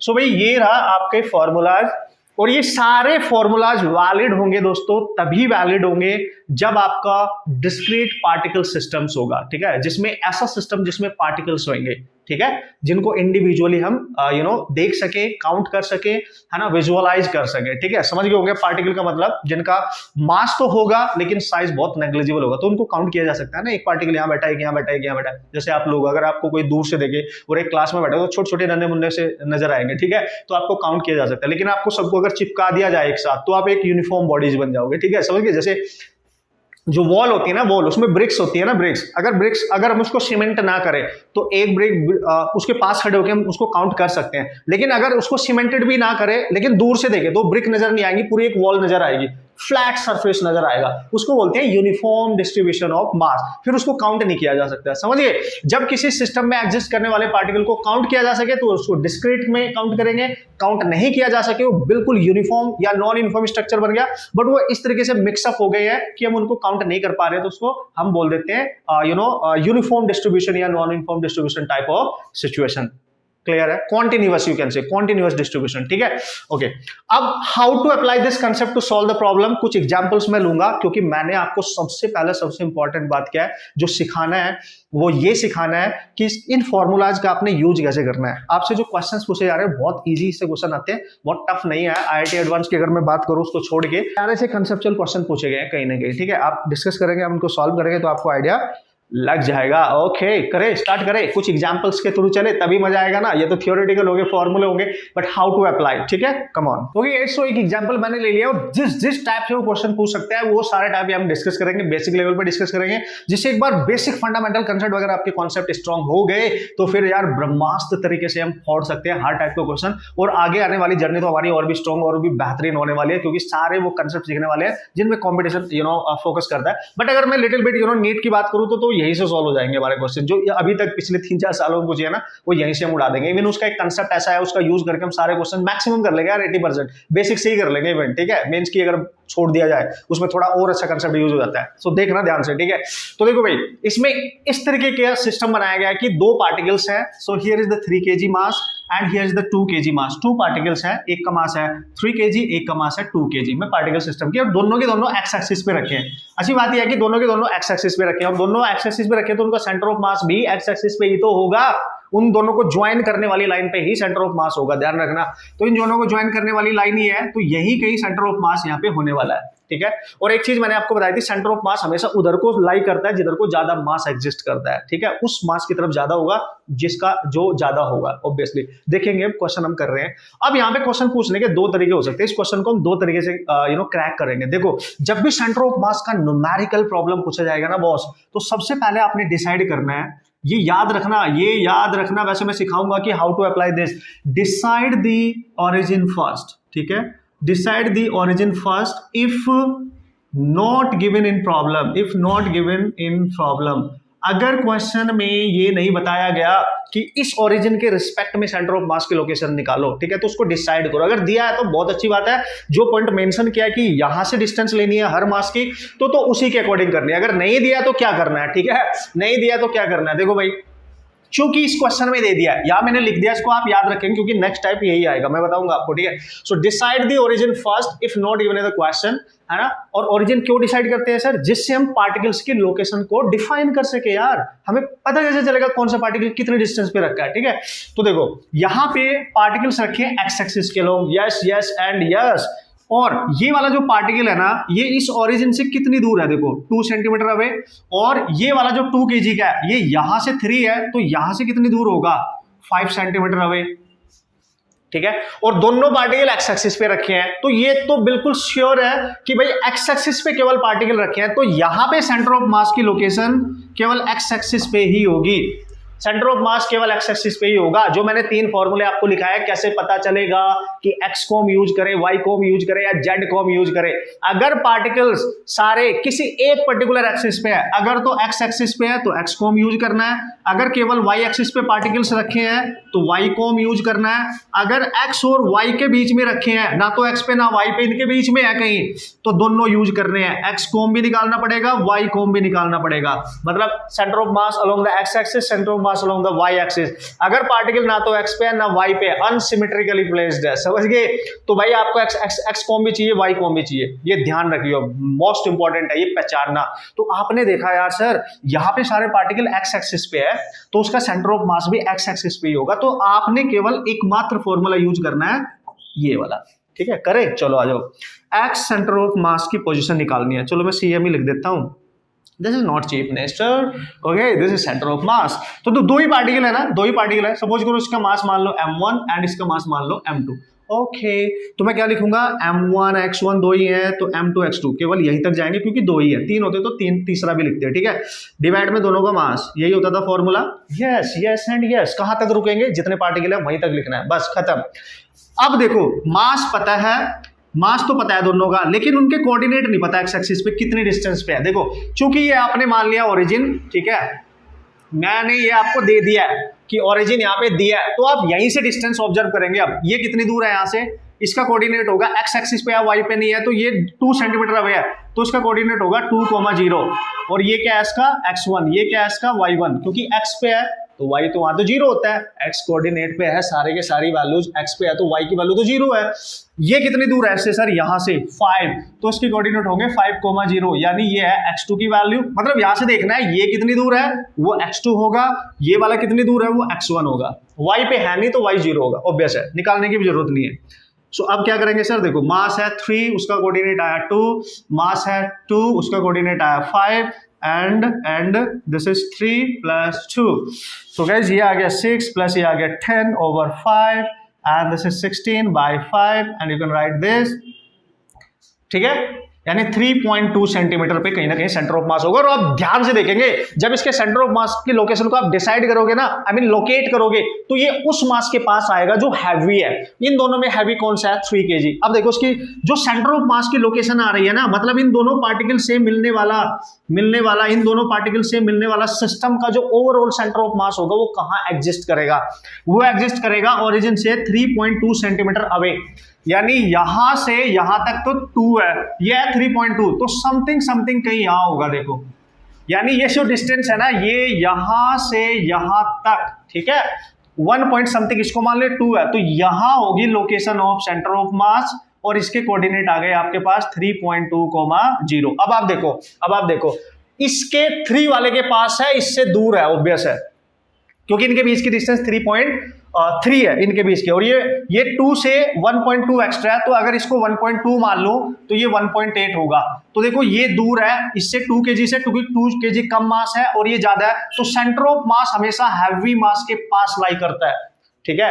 यही तो हमने सीखा था, सेंटर ऑफ मास हमेशा उधर को शिफ्ट कर जाता है जिधर को बॉडी सिस्टम में मैक्सिमम मास एग्जिस्ट करता है या डिस्ट्रीब्यूट होता है, ठीक है? इसलिए हमने बोला था। तो बेसिक प्रॉब्लम से ही कंसेप्ट क्लियर होते हैं, उन बस आपको अप्लाई करना आना चाहिए, ठीक है? सबसे पहले अपने बेसिक फंडामेंटल क्लियर कर लो।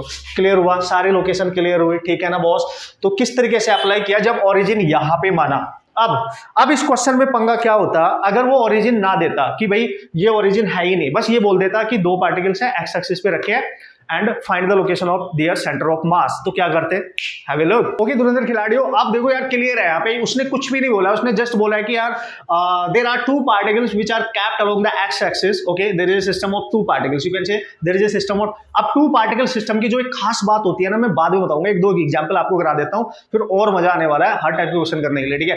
बट अभी क्या है, अभी उसने बोला है कि दिस इज द क्वेश्चन, मैंने डेटा सेम लिया है, ठीक है ना, डेटा सेम लिया है। सो उसने बोला है 3 kg पार्टिकल है, ये 2 kg है, इसका मास मान लो आप ये m1 है और इसको मान लो m2, दोनों के बीच की जो डिस्टेंस है वो 3 सेंटीमीटर है। बढ़िया, बहुत बढ़िया, मजा आएगा। क्या निकालना है सर, आपसे पूछेगा फाइंड पोजीशन, ठीक है, ऑफ देयर सेंटर ऑफ मास, इनके सेंटर ऑफ मास की पोजीशन बताओ, बट ये नहीं बताया कहां से बताओ, दिस इज इंपॉर्टेंट, ठीक है, ये नहीं बताया कहां से बताओ। ओके, समझ रहे हो आप मैं क्या कहना चाह रहा हूं। तो ओरिजिन यहां डिफाइन नहीं किया, then what to do man, कैसे करेंगे इसको, क्या अप्लाई करेंगे, क्या ढूंढेंगे, क्या कंसेप्ट है, ये लाइन मैंने लिखी है, अभी भी मैंने लिखी है।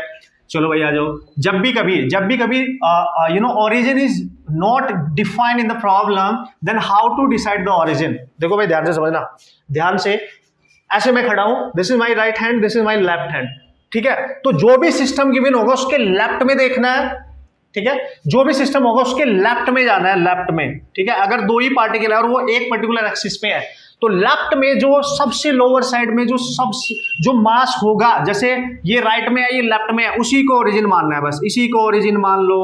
Late here is the origin, here is origin, ठीक है, यही ओरिजिन मानना है, यही तरीका होगा। अभी जब मैं कॉम्प्लेक्स सिचुएशन लूंगा तो आपको और क्लियर होगा।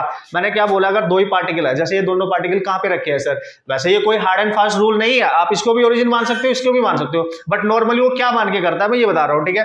सो ये सिस्टम है, उसके लेफ्ट में जो पार्टिकल होगा उसी को ओरिजिन मान लो, और ओरिजिन का मतलब होता है इसके कोऑर्डिनेट मिल गए 0,0, अगर इसको ओरिजिन माना है तो उसका एक्स कोऑर्डिनेट भी 0, वाई कोऑर्डिनेट भी 0, ठीक है।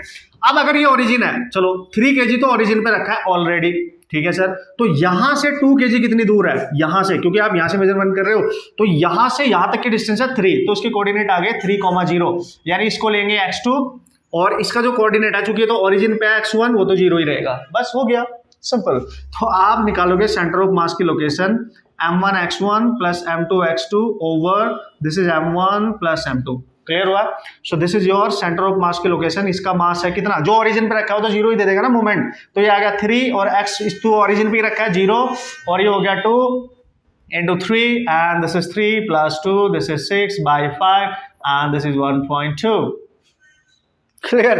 So this is the centre of mass location, 1.2 centimetre पे होगा, कहां से सर, जहां पे ओरिजिन माना है, यहां से 3 से दोनों के बीच की डिस्टेंस 3 है, तो यहां से कहीं यहां होगा, बस यहां, ये होगा सेंटर ऑफ मास इनका। तो ये जो लोकेशन आई है ना, या 1.2, यानी x जो की लोकेशन आई है 1.2 सेंटीमीटर। अब देखो इससे कम है, इससे दूर है, क्योंकि 3 में से जब इसको सब्ट्रैक्ट करोगे दूर होगा। अभी तो किया था 1.8 सेंटीमीटर, कूल, वही आ गया ना, सेम, कोई टेंशन ही नहीं है बॉस, वही आ गया कि नहीं, सेम ही आ गया कि नहीं, देख लो। तो आप देख सकते हैं यहाँ पे, ठीक है, आप देख सकते हैं यहाँ पर ये 1.2 आया, तो 3 के पास है सेंटर ऑफ मास, और इससे दूर है, क्योंकि ये मास ज्यादा है, ये मास कम है।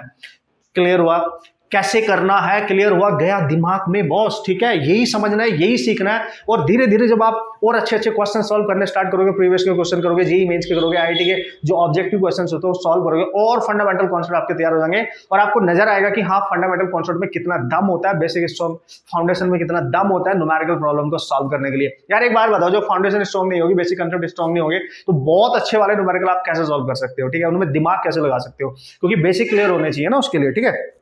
और कुछ एग्जांपल लेते हैं और मजा आएगा, ठीक है। Okay boss, so here we go, this is the next question, और छोटा सा प्यारा सा नन्हा सा मुन्ना सा ही क्वेश्चन है, बट चूंकि हम सारे कंसेप्ट की कवरेज यहाँ पे करने वाले हैं, तो आपको हर चीज पता होनी चाहिए कि किस तरीके से एग्जीक्यूट करना है। जब ये सारी क्वेश्चंस में मिक्स करूंगा तो फिर आपके दिमाग की जो तार है ना वो खुल जाने चाहिए, ठीक है। तो इंडिविजुअली ले रहा हूं मैं, x axis then y axis, then we have to combine them, ठीक है, come on. So here we go. तो ये है, देखो आपके पास 2 पार्टिकल है, कोई टेंशन नहीं है, डरने का नहीं इससे, क्या डराने का, यस अब डराने का, ठीक है, अब डरा सकते हो आप। आपने देखा सबसे पहले मैंने क्या बोला, सबसे पहले देखो जो पार्टिकल्स है वो कौन सी एक्सिस पे रखे हैं, ठीक है, एक्स एक्सिस पे या वाई एक्सिस पे, या ना तो एक्स पे ना तो वाई पे, दोनों के बीच में। अगर एक्स पे रखे हैं तो केवल centre of mass x axis पे लाई करेगा, वाई को एक्सिस पे रखे हैं तो सेंटर ऑफ मास केवल वाई एक्सिस पे लाई करेगा, और ना तो एक्स पे है ना वाई पे है, अनसिमेट्रिकली है, देन यू कैन से उसमें centre of mass along the x axis भी होगी पोजीशन, और वाई एक्सिस भी होगी। इतनी बात थारे दिमाग में जा चुकी होगी, ठीक है। Okay let's see. अब देखो ये तो सर ना वाई एक्सिस पे है, अगर आप दोनों को इनको ज्वाइन करो और कनेक्ट करो तो this is your y axis, but here is the problem is that कि यहाँ पे ओरिजिन डिसाइड नहीं किया है, आई मीन उसने ओरिजिन नहीं बताया कि कहां से सेंटर ऑफ मास की लोकेशन निकालनी है, ओरिजिन यहाँ पे नहीं बताया, बस उसने बोला just find out location, okay, location किसकी sir? Of centre of mass, centre of mass की लोकेशन कैलकुलेट करो बस। वो आपको समझ रहा है, बहुत होशियार, क्या बहुत होशियार हो आप, खुद डिसाइड कर सकते हो। चलो भाई हम हैं भी, ठीक है, हम हैं भी, चलो भाई आ जाओ। तो मैंने क्या बताया था आपको, जब भी सिस्टम ऑफ पार्टिकल गिवन हो और ओरिजिन डिफाइन ना हो कि कहां से सेंटर ऑफ मास निकालना है, तो पूरे सिस्टम को बढ़िया तरीके से ऑब्जर्व करो। देखो चूंकि ये पूरा सिस्टम वाई एक्सिस पे शिफ्ट कर दिया गया है, जब ये वाई एक्सिस पे शिफ्ट किया है तो ट्राई किया करो क्वेश्चन का आंसर करने के लिए जो वाई एक्सिस, देखो जब एक्स एक्सिस था तो लेफ्ट साइड में देख रहे थे, जब वाई एक्सिस है तो जो सबसे नीचे की तरफ होगा, सबसे डाउन पे होगा, जो बॉटम पे पार्टिकल होगा, ठीक है, जो बॉटम पे होगा वहां ओरिजिन मान लो, उसी पार्टिकल को ओरिजिन मान लेते हैं, ठीक है। तो इसको ओरिजिन मान लेते हैं 0,0। अब की बार दोनों पार्टिकल कहां पे है? y एक्सिस पे है। So the first coordinate obviously x1 and this is coordinate obviously y1। तो यहां से चलो इसको तो हमने मान लिया ओरिजिन, तो इसका कोऑर्डिनेट तो ऑलरेडी 0 हो गया। तो यहां से ये कितनी दूर है? तो यहां से यहां तक की जो डिस्टेंस होगी, क्योंकि ओरिजिन से डिस्टेंस देखते हैं ना और पार्टिकल की, तो यहां से इसकी डिस्टेंस 2 सेंटीमीटर अवे, तो उसका कोऑर्डिनेट चूंकि y एक्सिस पे है तो x तो 0 ही रहेगा, तो ये मिल गया y2। ओके, तो नो प्रॉब्लम एट ऑल, इसमें कंफ्यूजन वाली बात ही नहीं है कि सर एक्स को हम निकाले या वाई को हम निकाले, ठीक है, या दोनों निकाले, क्योंकि दोनों पार्टिकल वाई एक्सिस में है, तो you just calculate y com. So m1 y1 plus you have to write down m2 y2 and the total mass of the system, ठीक है, पार्टिकल सिस्टम है ना। चल भाई आजा, m1 कितना है सर? इसको जिसको ओरिजिन माना है उसको m1 मान लो एंड इसको मान लो m2, हो गया ना, वैसे पहले उठा दो। सो दिस इज 1 एंड इसका y कोऑर्डिनेट चूंकि ओरिजिन माना है तो 0 ही होगा ना बॉस, ठीक है, and this is what sir? This is 2 into 2 and divide, total mass है सबको ऐड कर देंगे, 3 आएगा, 4/3 आएगा। सो आएगा बॉस, आएगा, बिल्कुल आएगा, क्यों नहीं आएगा, ठीक है। तो ये 4/3 है, you can write this 1.33 1.33। What is meaning, you know what, oh yes this is 4/3। तो उसका मीनिंग क्या होने वाला है ये ध्यान से देखो, क्योंकि आपने ओरिजिन माना है यहाँ पे 0,0 और दोनों के बीच की डिस्टेंस है दोस्तों 2, यानी अगर इसका मिड पॉइंट में देखो यहाँ पे 1 होगा और ये आया 1 से थोड़ा ज्यादा, तो कहीं यहाँ पे होगा, तो जो सेंटर ऑफ मास की लोकेशन होगी इन दो पार्टिकल के लिए वो ये होगी, यानी अगेन सेंटर ऑफ मास किसके ज्यादा पास आ गया है? 2 kg के। और यही तो हमने सीखा है कि सेंटर ऑफ मास की लोकेशन हमेशा उधर को शिफ्ट कर जाती है जहां पे मास एग्जिस्ट करता है ज्यादा। तो क्लियर है, इसके एक्चुअली मिड सेंटर पे नहीं है, इसके 1 से ज्यादा पे है, देखो 1 से ज्यादा, तो सेंटर ऑफ मास हमेशा हैवी मास की तरफ शिफ्ट कर जाता है।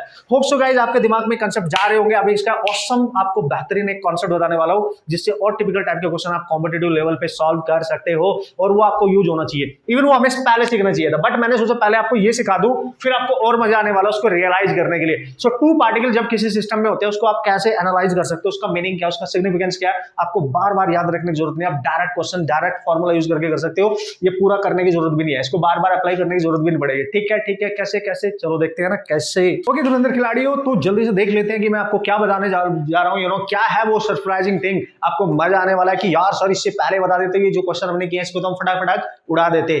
यही तो सरप्राइज होता है बॉस, पहले कंसेप्ट सीखो फिर मस्त तरीके से शॉर्ट ट्रिक पे आ जाओ। व्हाट इज दैट, देखो तो ये है लोकेशन ऑफ सेंटर ऑफ मास, ये वैलिड होएगा 2 पार्टिकल सिस्टम के लिए, ठीक है। सबसे पहले तो दिलो दिमाग में ही रखना है, this is valid only for 2 particle system, मतलब एक ऐसा सिस्टम जिसमें केवल 2 ही पार्टिकल होंगे। जैसे मैं आपको पढ़ा रहा हूँ और क्लास में केवल 2 ही बच्चे बैठे हैं, ठीक है, और मैं बन गया ओरिजिन, तो मेरे रिस्पेक्ट में ये यहाँ पे बैठा है, ये यहाँ पे बैठा है, ठीक है, 2 ही पार्टिकल है, ठीक है।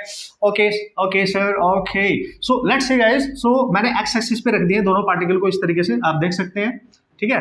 तो ये है m1 and this is your m2, दोनों के जो बीच की जो डिस्टेंस है ना दैट इज r, यानी यहां से यहां तक के बीच की डिस्टेंस d मान लो, r मान लो, x मान लो, थारी मर्जी है बॉस, कोई टेंशन नहीं है, ठीक है, आपकी मर्जी है, डिस्टेंस है जस्ट, है ना।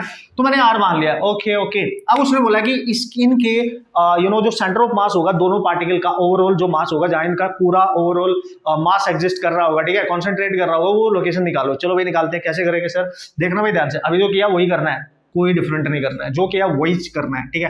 तो इसको मान लो ओरिजिन, क्योंकि यहाँ ओरिजिन तो डिसाइड नहीं किया, तो मैंने आप बोला एक्स एक्सिस में जो सबसे लेफ्ट में होगा लास्ट यही है, इसको ओरिजिन मान लेते हैं। अगर इसको ओरिजिन माना है तो उसका एक्स कोऑर्डिनेट तो मिल गया, तो इससे ये कितनी दूर है, r,0 पे है, तो ये इसका x2 कोऑर्डिनेट आ गया।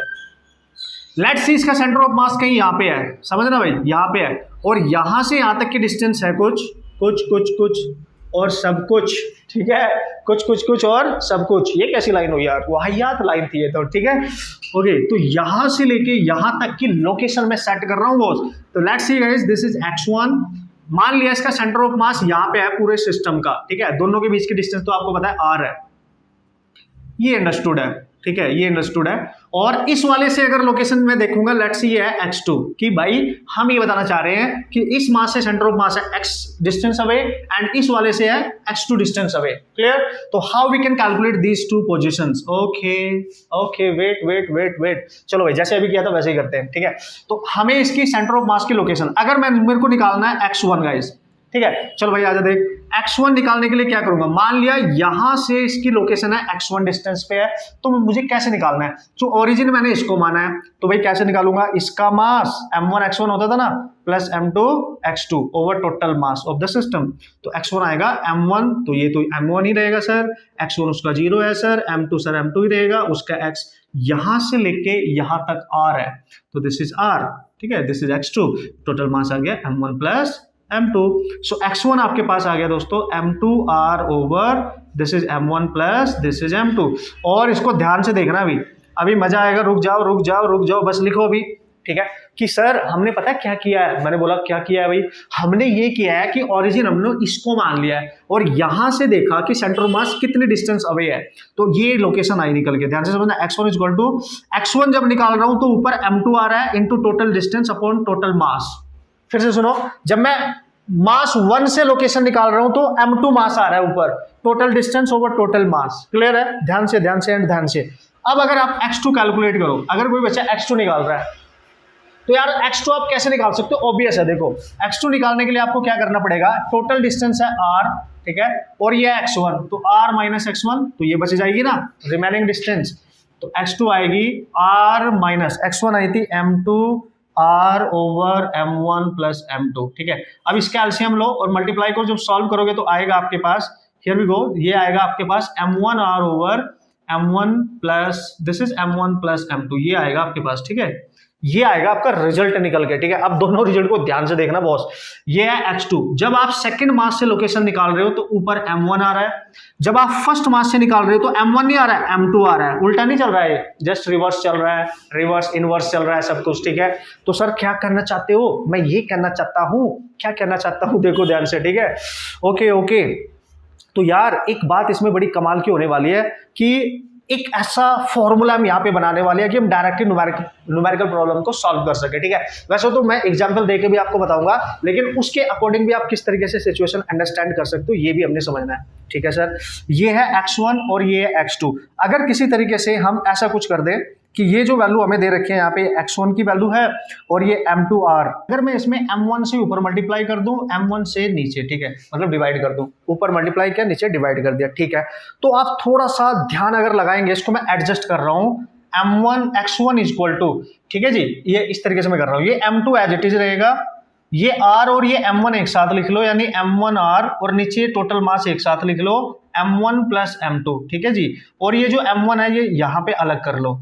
अब देखना ध्यान से, ठीक है, ये वैल्यू को ध्यान से देखो, ये क्या है, ये क्या है, यहाँ m1r दिस वन है, ये तो ये x2 की वैल्यू है, देखो x2 की वैल्यू है कि नहीं है, ठीक है, मस्त तरीके से देखना, ये x2 की वैल्यू है, बिल्कुल सर मजा आ गया है, तो x2 की वैल्यू है ये तो, और ये जो m1 है इसको आप इधर मल्टीप्लाई कर सकते हो, बिल्कुल कर सकते हो, तो आपका फॉर्मूला बनेगा m1 x1 equal to m2, और इस पूरे को रिप्लेस कर सकते हो x2 से, दिस इज x2, तो product of first mass and this distance of the first mass x1, है ना, यानी moment of mass m1, moment of mass m1 must be equal to moment of mass m2, ये product आपस में equal होता है, most important formula है ये, ठीक है, ये मोस्ट इंपॉर्टेंट फॉर्मूला है ये, ठीक है, मतलब सेंटर ऑफ मास की लोकेशन को फिक्स करने के लिए इसका मास मोमेंट और इसका मास मोमेंट जो होगा वो इक्वल होना चाहिए, समझ गए, ये बहुत इंपॉर्टेंट है, यानी फर्स्ट मास की लोकेशन और first mass from the centre of mass is equal to second mass and उसकी location from the centre of mass, वो प्रोडक्ट हमेशा कांस्टेंट होगा। इससे बहुत बेहतरीन न्यूमेरिकल आप सॉल्व कर सकते हो इस ट्रिक का, इस फॉर्मूले का, इस कंसेप्ट का यूज करके, और अगर थोड़ा सा और दिमाग आप लगाओगे, यहीं से आप डिसाइड करोगे, जो हम अभी तक चिल्ला के बोल रहे थे, अगर मैं m1 को यहीं रखूं, m2 को यहां रखूं, तो मैं यहां लिखूंगा x2 बाई x1, तो यहां से क्लियर देख सकते हो ये रेशियो पोजीशन के इनवर्स रेशियो पे डिपेंड कर रहा है, x2 बाई x1 है, x1 बाई x2 नहीं है, तो आप बोल सकते हो ना बॉस कि जो मास होगा ना, ठीक है, है ना, जो मास है और इसकी जो पोजीशन है वो एक दूसरे के इनवर्सली प्रोपोर्शनल है, ठीक है। यानी जो सेंटर ऑफ मास की लोकेशन होगी ना, अगर हम सेंटर ऑफ मास की लोकेशन देखें तो ऐसे भी लिख सकते हो x is inversely proportional to m, ठीक है। जिस पार्टिकल का मास ज्यादा होगा, ठीक है, उसकी जो लोकेशन होगी सेंटर ऑफ मास की उसके पास होगी, यानी ये कम हो जाएगी, ठीक है। ज्यादा मास कम डिस्टेंस पे होगा, ठीक है, कम डिस्टेंस देगा, और कम मास ज्यादा डिस्टेंस देगा। मतलब सीधा सा लॉजिक है, सेंटर ऑफ मास की लोकेशन उस मास के पास होगी, वो जो सेंटर ऑफ मास होगा उस मास के पास लाई करेगा जहां पे ज्यादा मास एग्जिस्ट करेगा पार्टिकल का, ठीक है।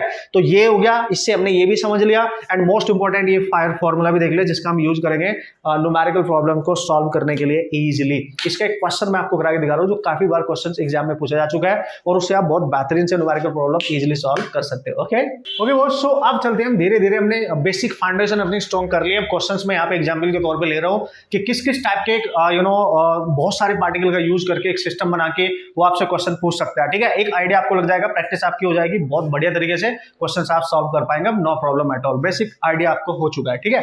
Okay so here is the example, आप देख सकते हो there is a system is in the form of the triangle. आप देख सकते हो 3 पार्टिकल सिस्टम मैंने यहाँ पे लिया, 3 पार्टिकल्स हैं जो इस ट्रायंगल के वर्टेक्स पे रखे हुए हैं। तो एक है यहाँ पे 1 kg, एक है यहाँ पे 3 kg, एक है यहाँ पे 2 kg का पार्टिकल, ठीक है। This is for 1, 2 and 3 kg।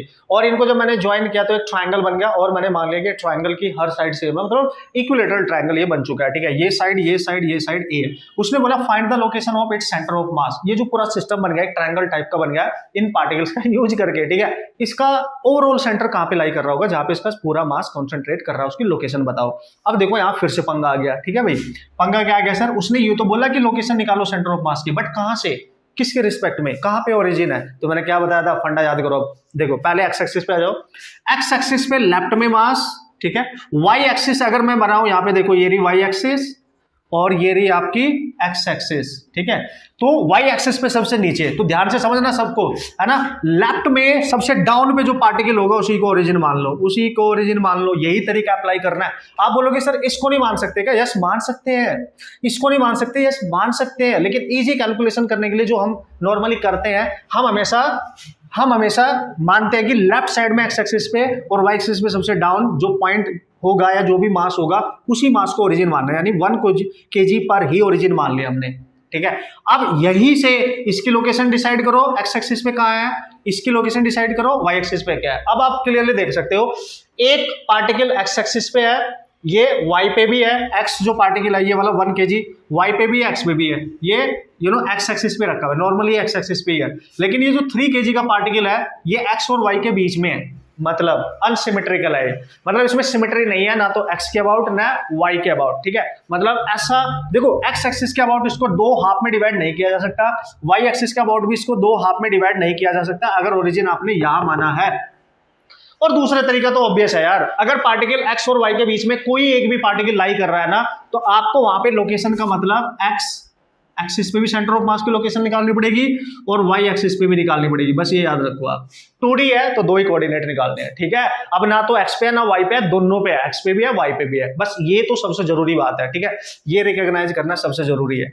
फिर कोऑर्डिनेट कैसे सेट करने हैं, ओरिजिन कहां पे मानने हैं, ये मैंने आपको बता दिया, ठीक है बॉस। अब आ जाओ, चूंकि इसको ओरिजिन माना है तो इसके कोऑर्डिनेट तो मिल गए x1 y1। अब ये दूसरा पार्टिकल यहां से कितनी दूर है, ये वाला, ठीक है। इसको मान लो मास m1, इसको मान लेते हैं m2 एंड इसको मान लेते हैं m3, नो प्रॉब्लम, ठीक है। ओके बॉस, ठीक है। सो क्या करेंगे सर, देख लो भाई, तो इस वाले ओरिजिन से ये कितनी दूर है, तो हमने देखा यार सर ये तो एक्स एक्सिस पे है बिल्कुल, और एक्स एक्सिस पे यहाँ से यहाँ तक की डिस्टेंस है a, तो ये होगा a,0, तो इसका कोऑर्डिनेट मिल गया, चूंकि इसको m2 माना है, x2, और y कोऑर्डिनेट मिल गया 0। कूल। अब देखो जो 3 kg पार्टिकल है ना बॉस, ये x और y के बीच में है। हाँ सर y एक्सिस पे तो नहीं है, तो इसके दोनों कोऑर्डिनेट होंगे x भी और y भी। तो हम क्या करेंगे, इसको y से भी मिला दो, कोऑर्डिनेट निकालने का तरीका, इसको y से भी ज्वाइन कर दो और इसको x से भी ज्वाइन कर दो, ठीक है। अब आप देखो क्या पता चला सर, यहां से यहां तक की डिस्टेंस x कोऑर्डिनेट देगी और ये डिस्टेंस इसकी y कोऑर्डिनेट देगी, ये और ये सेम ही रहेगा, ठीक है।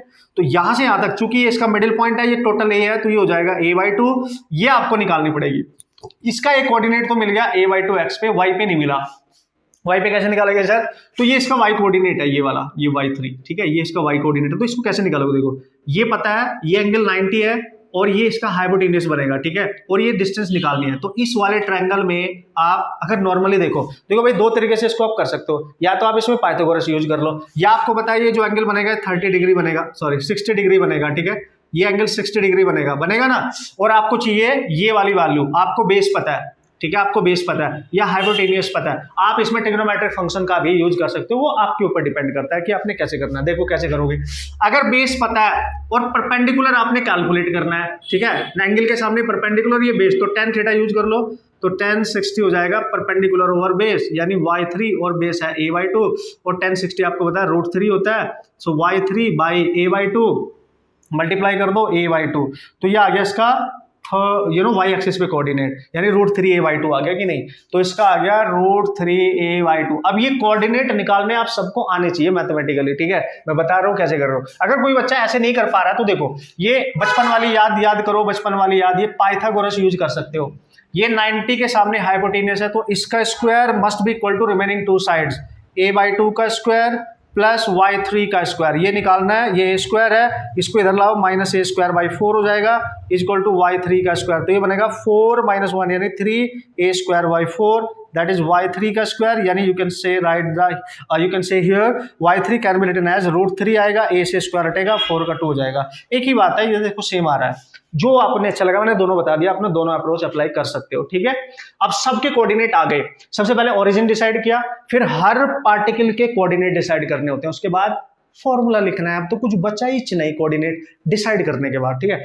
अब आ जाओ, एक्स को हम निकालते हैं sir, centre of mass along the x axis, तो 3 पार्टिकल है तो 3 तक जाना, 3 तक जाने का, वरना नहीं जाने का, वरना फिर ये तुम्हें उड़ा डालेगा, ठीक है, 3 तक जाने का। सो एक्स पे सेंटर ऑफ मास की लोकेशन, पहला पार्टिकल देखो, पहला पार्टिकल को तो ओरिजिन माना है बॉस 1 kg, तो उसका तो कोऑर्डिनेट एक्स पे 0 है, सो 1 × 0 प्लस m2 कितना है सर 2 है, उसका कोऑर्डिनेट आया था a, m3 कितना है सर 3 है, उसका कोऑर्डिनेट कितना आया था सर a/2, ठीक है।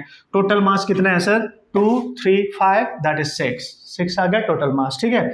तो centre of mass along the x axis, so this is 2a and that is 3a/2 and that is 6, LCM ले लो उसका आप, तो 2 2 4 7 7a/12 ये बनेगा। तो this is the location of centre of mass, 7a/12 की डिस्टेंस पे एक्स एक्सिस पे सेंटर ऑफ मास की लोकेशन देखने को मिलेगी। Similarly you have to calculate location along the y axis, come on.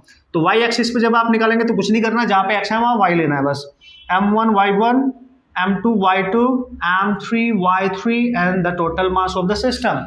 3 particle है, सबका ऐड करना है, हो गया ना। अब मैं से क्यों करा रहे हो, खुद ही कर लो यार, कैलकुलेशन करनी है। m1 देखो सर ये रहा 1, y कोऑर्डिनेट कितना है सर 0, m2 कितना है सर 2, y कोऑर्डिनेट इसका भी 0, मजा आ गया, तो और इजी हो गया। देखो y कोऑर्डिनेट 0 है, और m3 कितना है सर 3, y कोऑर्डिनेट कितना आया था सर √3a/2, टोटल मास तो 6 ही चुराएगा ना बॉस। तो देखो ये दोनों तो 0 हो गए, ये भी 0 0, तो बचा ये 2 2 2 2 3√3a/12, ये आ गया आपका आंसर, और इससे कैंसिल कर लो तो 4 आ गया, यानी √3a/4। This is your y coordinate. तो x भी आ गया, y भी आ गया, लोकेशन डिसाइड करने की जरूरत नहीं है। ये ऑब्वियस है, ज्यादा मास इधर को है तो जो सेंटर जाएगा लगभग कहीं इधर जाएगा, ठीक है, इसके आसपास जाएगा, क्योंकि ये मास कम है, इसके रेस्पेक्टिवली ये कम है, तो ऊपर को जाएगा। आपको डिसाइड करने की अब जरूरत नहीं है, आपने लॉजिक तो सीख लिया कि कैसे यूज करना है, ठीक है।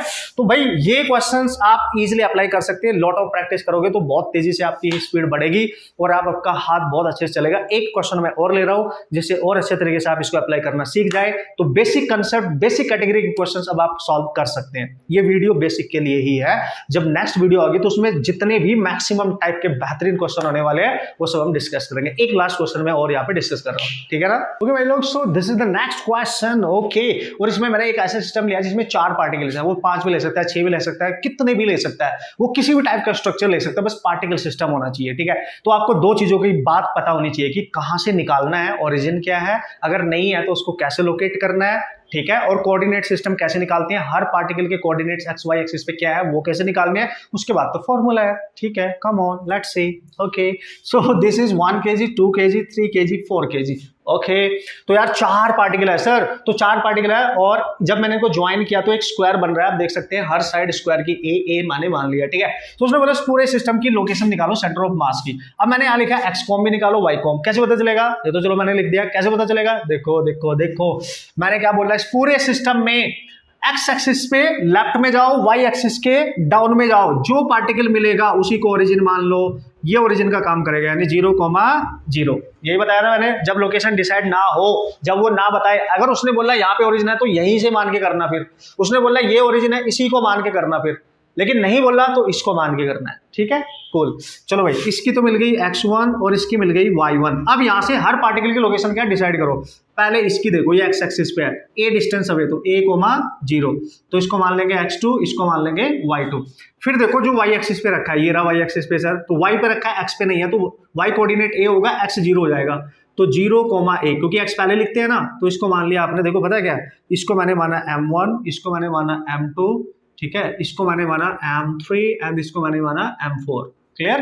ठीक है, तो इसको मान लेंगे हम x3 and this is your y3। अब बचा आपके पास कौन सा सर, ये। अब देखो ध्यान से, जिसको आपने ओरिजिन माना है, अगर ये x एक्सिस है, इस पे x एक्सिस बना लो, और ये y एक्सिस है, ठीक है, और क्लियर होगा तो आपको क्लियर नजर आएगा, ये वाले पार्टिकल और ये वाले पार्टिकल तो एक्सिस पे है, लेकिन ये इनके बीच में है। ठीक है, ये इनके बीच में है, इसका मतलब यहाँ पे x कॉम भी निकालना पड़ेगा, y कॉम भी, दोनों ही एग्जिस्ट करेंगे। अब इसकी लोकेशन क्या है, देखो यहां से x एक्सिस पे कितनी दूर है, a डिस्टेंस अवे, मतलब a डिस्टेंस अवे है सर, तो a, और y एक्सिस पे कितनी है, यहां से यहां तक मानो, या ये वाली ले लो, ये भी a ही है, तो ये मिल गया x4 एंड ये मिल गया y4। इतना तो क्लियर हो गया होगा, x पे भी a डिस्टेंस, y पे भी a डिस्टेंस, देखो x a y a। ठीक है, अब तो कुछ बचा ही नहीं, तो और भी इजी है, x कॉम निकालो। चलो, 4 पार्टिकल है तो 4 तक जाना है, 4 पार्टिकल है तो 4 तक जाना है, m3 x, sorry this is 2, this is 3, कुछ ज्यादा एक्साइटमेंट हो गई है मेरे लिए। ठीक है, एंड टोटल मास, ठीक है, टोटल मास, तो हम क्या निकालेंगे सर, अब निकालेंगे क्या, देख लो, ये तो 0 ही हो जाएगा, क्यों सर, 3 × 0, ये तो पहला जिसको ओरिजिन माना है वो हमेशा 0 होगा। ठीक है, तो m2 कितना है सर, m2 इसको माना है 4 × x2। अच्छा, m1 किसको मानना है, m2 किसको मानना है, ये भी आपके ऊपर डिपेंड करता है, इसमें भी कोई टेंशन वाली बात नहीं है। सो दिस इज 4 और इसकी लोकेशन है a, प्लस m3 देख लो सर, m3 है 2, उसकी लोकेशन है x एक्सिस पे 0, फिर plus this one is 1 and उसकी लोकेशन है a, और टोटल मास कितना होगा सर, 4 5 6 7 एंड दिस इज 10। ठीक है, टोटल 10।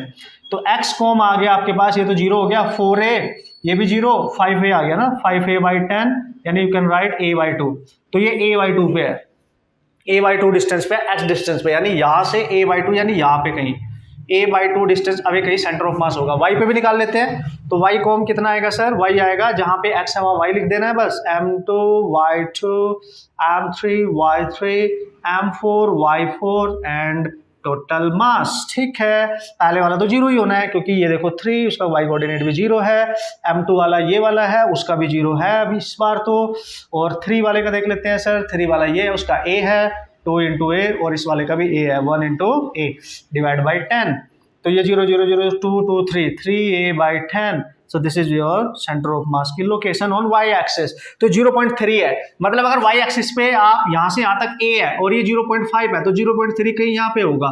ठीक है, यहाँ पे भी नहीं होगा, अगर ये 5 है, हाँ यहीं पे मान लो लगभग, और ये 0.5 है इसका, तो 4.5 है, इसको आगे बढ़ाओ, यहाँ पे कहीं सेंटर ऑफ मास लोकेट होगा। ठीक है, यहाँ पे कहीं सेंटर ऑफ मास लोकेट होगा, देख सकते हो, और 3 और 4 है, देख लो 4 की तरफ ज्यादा है, मतलब नीचे का मास ज्यादा है, ऊपर वाले मासेस कम है, इसलिए सेंटर ऑफ मास हमेशा उधर शिफ्ट होता है पूरे सिस्टम में, जहां पे ज्यादा मास ओवरऑल लाई कर रहा होता है। ठीक है, ये भी क्लियर हो गया। देख रहे हो ना यार, ये a/2 आई थी ना, तो ये 0.5 पे है, और ये डिस्टेंस यहाँ से 0.3 है। ठीक है, तो जब ये इसको मैं आगे एक्सटेंड करूंगा x एक्सिस पे, इसको y जहां पे कट करेंगे वही सेंटर ऑफ मास की लोकेशन है। वैसे वो तुमसे नहीं पूछेगा डिसाइड करने के लिए, आपको समझाने के लिए बता रहा हूँ, आपने तो बस ये निकालना था और ये निकालना था। ठीक है बॉस, तो यार ये कुछ क्वेश्चंस मैंने यहाँ डिस्कस कर लिया बेसिक लेवल पे। एक लास्ट क्वेश्चन और करा देता हूँ, जो मैंने आपको फॉर्मूला अभी बताया था, उस पे डिपेंडेंट क्वेश्चन आप कैसे सॉल्व करोगे। कौन से वाला सर, m1x1 = m2x2, बस ये बता देता हूँ, फिर आज की ये वीडियो हम समाप्त करेंगे। काफी इसमें बेसिक कंसेप्ट की हमने बात कर लिया, और फंडामेंटल कंसेप्ट एटलीस्ट हमारा क्लियर हो गया कि कंसेप्ट अप्लाई करते कैसे हैं। ठीक है, जो नेक्स्ट कैटेगरी है वो नेक्स्ट के लिए आपको इंतजार करना पड़ेगा। ठीक है, ओके, क्वेश्चन आप देख लो, इस क्वेश्चन को करेंगे, ऑसम प्रॉब्लम है, कई बार इस टाइप का क्वेश्चन हमारे एग्जाम में आ चुका है, और सबसे बढ़िया बात बात क्या है कि हमने इसका कंसेप्ट सीख लिया, अब हम उसको अप्लाई करेंगे और फोड़ेंगे इसको पकड़ के, ठीक है। तो क्वेश्चन देख लो, आप पढ़ लो उसको ध्यान से, ठीक है। मैं पढ़ लेता हूँ। कंसीडर टू पार्टिकल सिस्टम, अच्छी बात है, दो ही पार्टिकल है, एक ऐसा सिस्टम है, ठीक है, with the particles having the mass m1 and m2, if the first particle is pushed towards the centre of mass through the distance d, okay, by what distance should be the second particle be moved so as to keep the centre of mass at the same position. समझाता हूं। एक ऐसा system है जिसमें दो particle है m1 and m2। Suppose करो यहां पे m दोनों पार्टिकल सिस्टम का सेंटर ऑफ मास, और इससे जो डिस्टेंस है सपोज करो x1 डिस्टेंस पे है और इससे ये x2 डिस्टेंस पे है, मैंने ऐसे मान लिया है, ठीक है जी। दो पार्टिकल सिस्टम है। पता है क्या बोल रहा है वो बोल रहा है अगर m1 को सेंटर ऑफ मास की तरफ थोड़ा सा पुश करे, शिफ्ट करे, तो ये जो m2 है इसको कितना शिफ्ट करना पड़ेगा कि सेंटर ऑफ मास यही रहे जहां है, ये शिफ्ट ना हो, ठीक है। Question is that. तो हम क्या कर रहे हैं, देखो हम क्या कर रहे हैं, इस लोकेशन को मैं फिर से बना रहा हूँ। ओरिजिनल लोकेशन ये है मास की, ठीक है, ओरिजिनल, ठीक है, इस तरीके से आप मान लो ओरिजिनल लोकेशन ये है, आप ध्यान से समझना बस आप, ठीक है। ओके। तो मैंने क्या किया, इस पार्टिकल को थोड़ा सा पुश किया और मैंने यहाँ पे लेके आया मैं इसको, ये सेंटर ऑफ मास यही है, इसको यही मान लो, ठीक है, इसको यही मान लो। तो मैंने इसको बोला, उसने अगर d डिस्टेंस हम इसको इधर शिफ्ट कर दे तो इस m1 मास की जो नई लोकेशन होगी इससे ये पास आ गया इसके, ये कितनी होगी देख लो आप खुद ही, ये कितनी होगी, देखो ये x1 है, पूरी x1 माइनस डी होगी, ये x1 माइनस डी होगी कि नहीं, ठीक है। इसको मान लो कुछ r1 नई लोकेशन। तो वो ये बोल रहा है कि जब आपने इस मास को इधर शिफ्ट किया है, इसके पास लाए हो, तो बताओ m2 को कितना शिफ्ट करोगे, m2 को, कि सेंटर ऑफ मास शिफ्ट ना हो, क्योंकि अगर इसको इसके पास कर दोगे तो ऑब्वियसली शिफ्ट हो जाएगा, क्योंकि सेंटर ऑफ मास उधर को शिफ्ट होता है जिधर को ज्यादा मास होता है, लेकिन हम चाहते हो कहीं भी ना जाए। तो हमने क्या किया, इसको भी शिफ्ट किया थोड़ा सा इधर। तो जब इसको शिफ्ट किया यहां तक, तो लेट्स ये जो डिस्टेंस है, जब इसको d से शिफ्ट किया तो हम d डैश मान लेते हैं। ओरिजिनल डिस्टेंस थी सेंटर ऑफ मास और इसके बीच में x2, तो ये जो बची इसकी नई distance x2 minus d dash, इसको मान लेते हो r2, खत्म। और आपको मैंने बताया था जब भी टू पार्टिकल सिस्टम हो और इस टाइप का क्वेश्चन आप कैसे सॉल्व कर सकते हो इजीली, मास मोमेंट इक्वल होगा हमेशा, ठीक है। तो इस इनिशियली जब सिस्टम था, जब शिफ्टिंग नहीं की, इसका मास इसकी पोजीशन, इसका product must be equal to इसका मास इसकी पोजीशन, यही तो बताया था मैंने आपको। This is your first equation, you can see, ठीक है। और आप नई सिचुएशन पे बना लो, ठीक है सर, ये नई सिचुएशन है, इसका मास नई डिस्टेंस, इसका मास नई डिस्टेंस, ठीक है। तो ये आ गया m1 नई distance I x1 minus D, and this is m2 और नई डिस्टेंस आई x2 माइनस डी डैश। और गाइज आपको निकालना है यहाँ से d डैश कि m2 को कितना शिफ्ट करे कि सेंटर ऑफ मास कहीं पे शिफ्ट ना हो, वो वहीं पे रहे, ओके। सो क्या करेंगे यार सर, चलो भाई देख लो, मल्टीप्लाई कर दो अंदर, m1 x1 minus m1 d is equal to m2 x2 minus m2 d dash. Okay. अब आप क्या कर सकते हो, देखना, अब आप क्या कर सकते हो, आपने वैल्यू निकाल लिया है, m1 x1 की जगह आप m2 x2 लिख सकते हो। तो यहां पे क्या लिख सकते हो, m2 x2 minus m1 d is equal to m2 x2 minus m2 d dash. तो ये वैल्यू होगी कैंसिल, और ये देखो यहाँ बचा m1 d is equal to, यहाँ बचा माइनस में m2 d dash, minus minus cancel, हमें d डैश चाहिए दोस्त, तो d डैश आपके पास आ गया m1 by m2 into d। So this should be the distance by which we have to push the mass m2 towards the centre of mass such that the centre of mass remains same at the same location, ठीक है। तो ये आपका final answer आ गया। Easy है ना, easy है, बस अप्लाई करना आना चाहिए आपको। कंसेप्ट अगर क्लियर है तो आप निकाल सकते हो। तो आप देख सकते हो जो इसको हमें शिफ्ट करना पड़ेगा, अगर इसको d से शिफ्ट किया तो इसको शिफ्ट करना पड़ेगा m1 बाई m2, मतलब दोनों मास का रेशियो इंटू फर्स्ट मास को जितनी डिस्टेंस से शिफ्ट किया उसका मल्टीप्लाई इसमें हो रखा है। This is your result. अब आपने क्वेश्चन सॉल्व करने हैं दोस्तों, प्रैक्टिस करनी है बढ़िया तरीके से। कुछ क्वेश्चन मैं आपको बेसिक लेवल पे दे दूंगा जिनके आप प्रैक्टिस करेंगे, और अगर आपके एग्जाम में भी क्वेश्चन आए उनको फोड़ेंगे, आपके पास जो बुक है उससे क्वेश्चन सॉल्व करेंगे, डीपीपी से भी सॉल्व करेंगे, ठीक है। मिलेंगे नेक्स्ट वीडियो में। जितने भी हमने कॉन्सेप्ट सीखे हैं होप सो आपके क्लियर हुए होंगे, और नेक्स्ट वीडियो और ऑसम होने वाली है इसके सारे कॉन्सेप्ट के साथ। आप तैयार रहे, बेसिक कॉन्सेप्ट बस आपका क्लियर होना चाहिए, ठीक है guys, and all the best.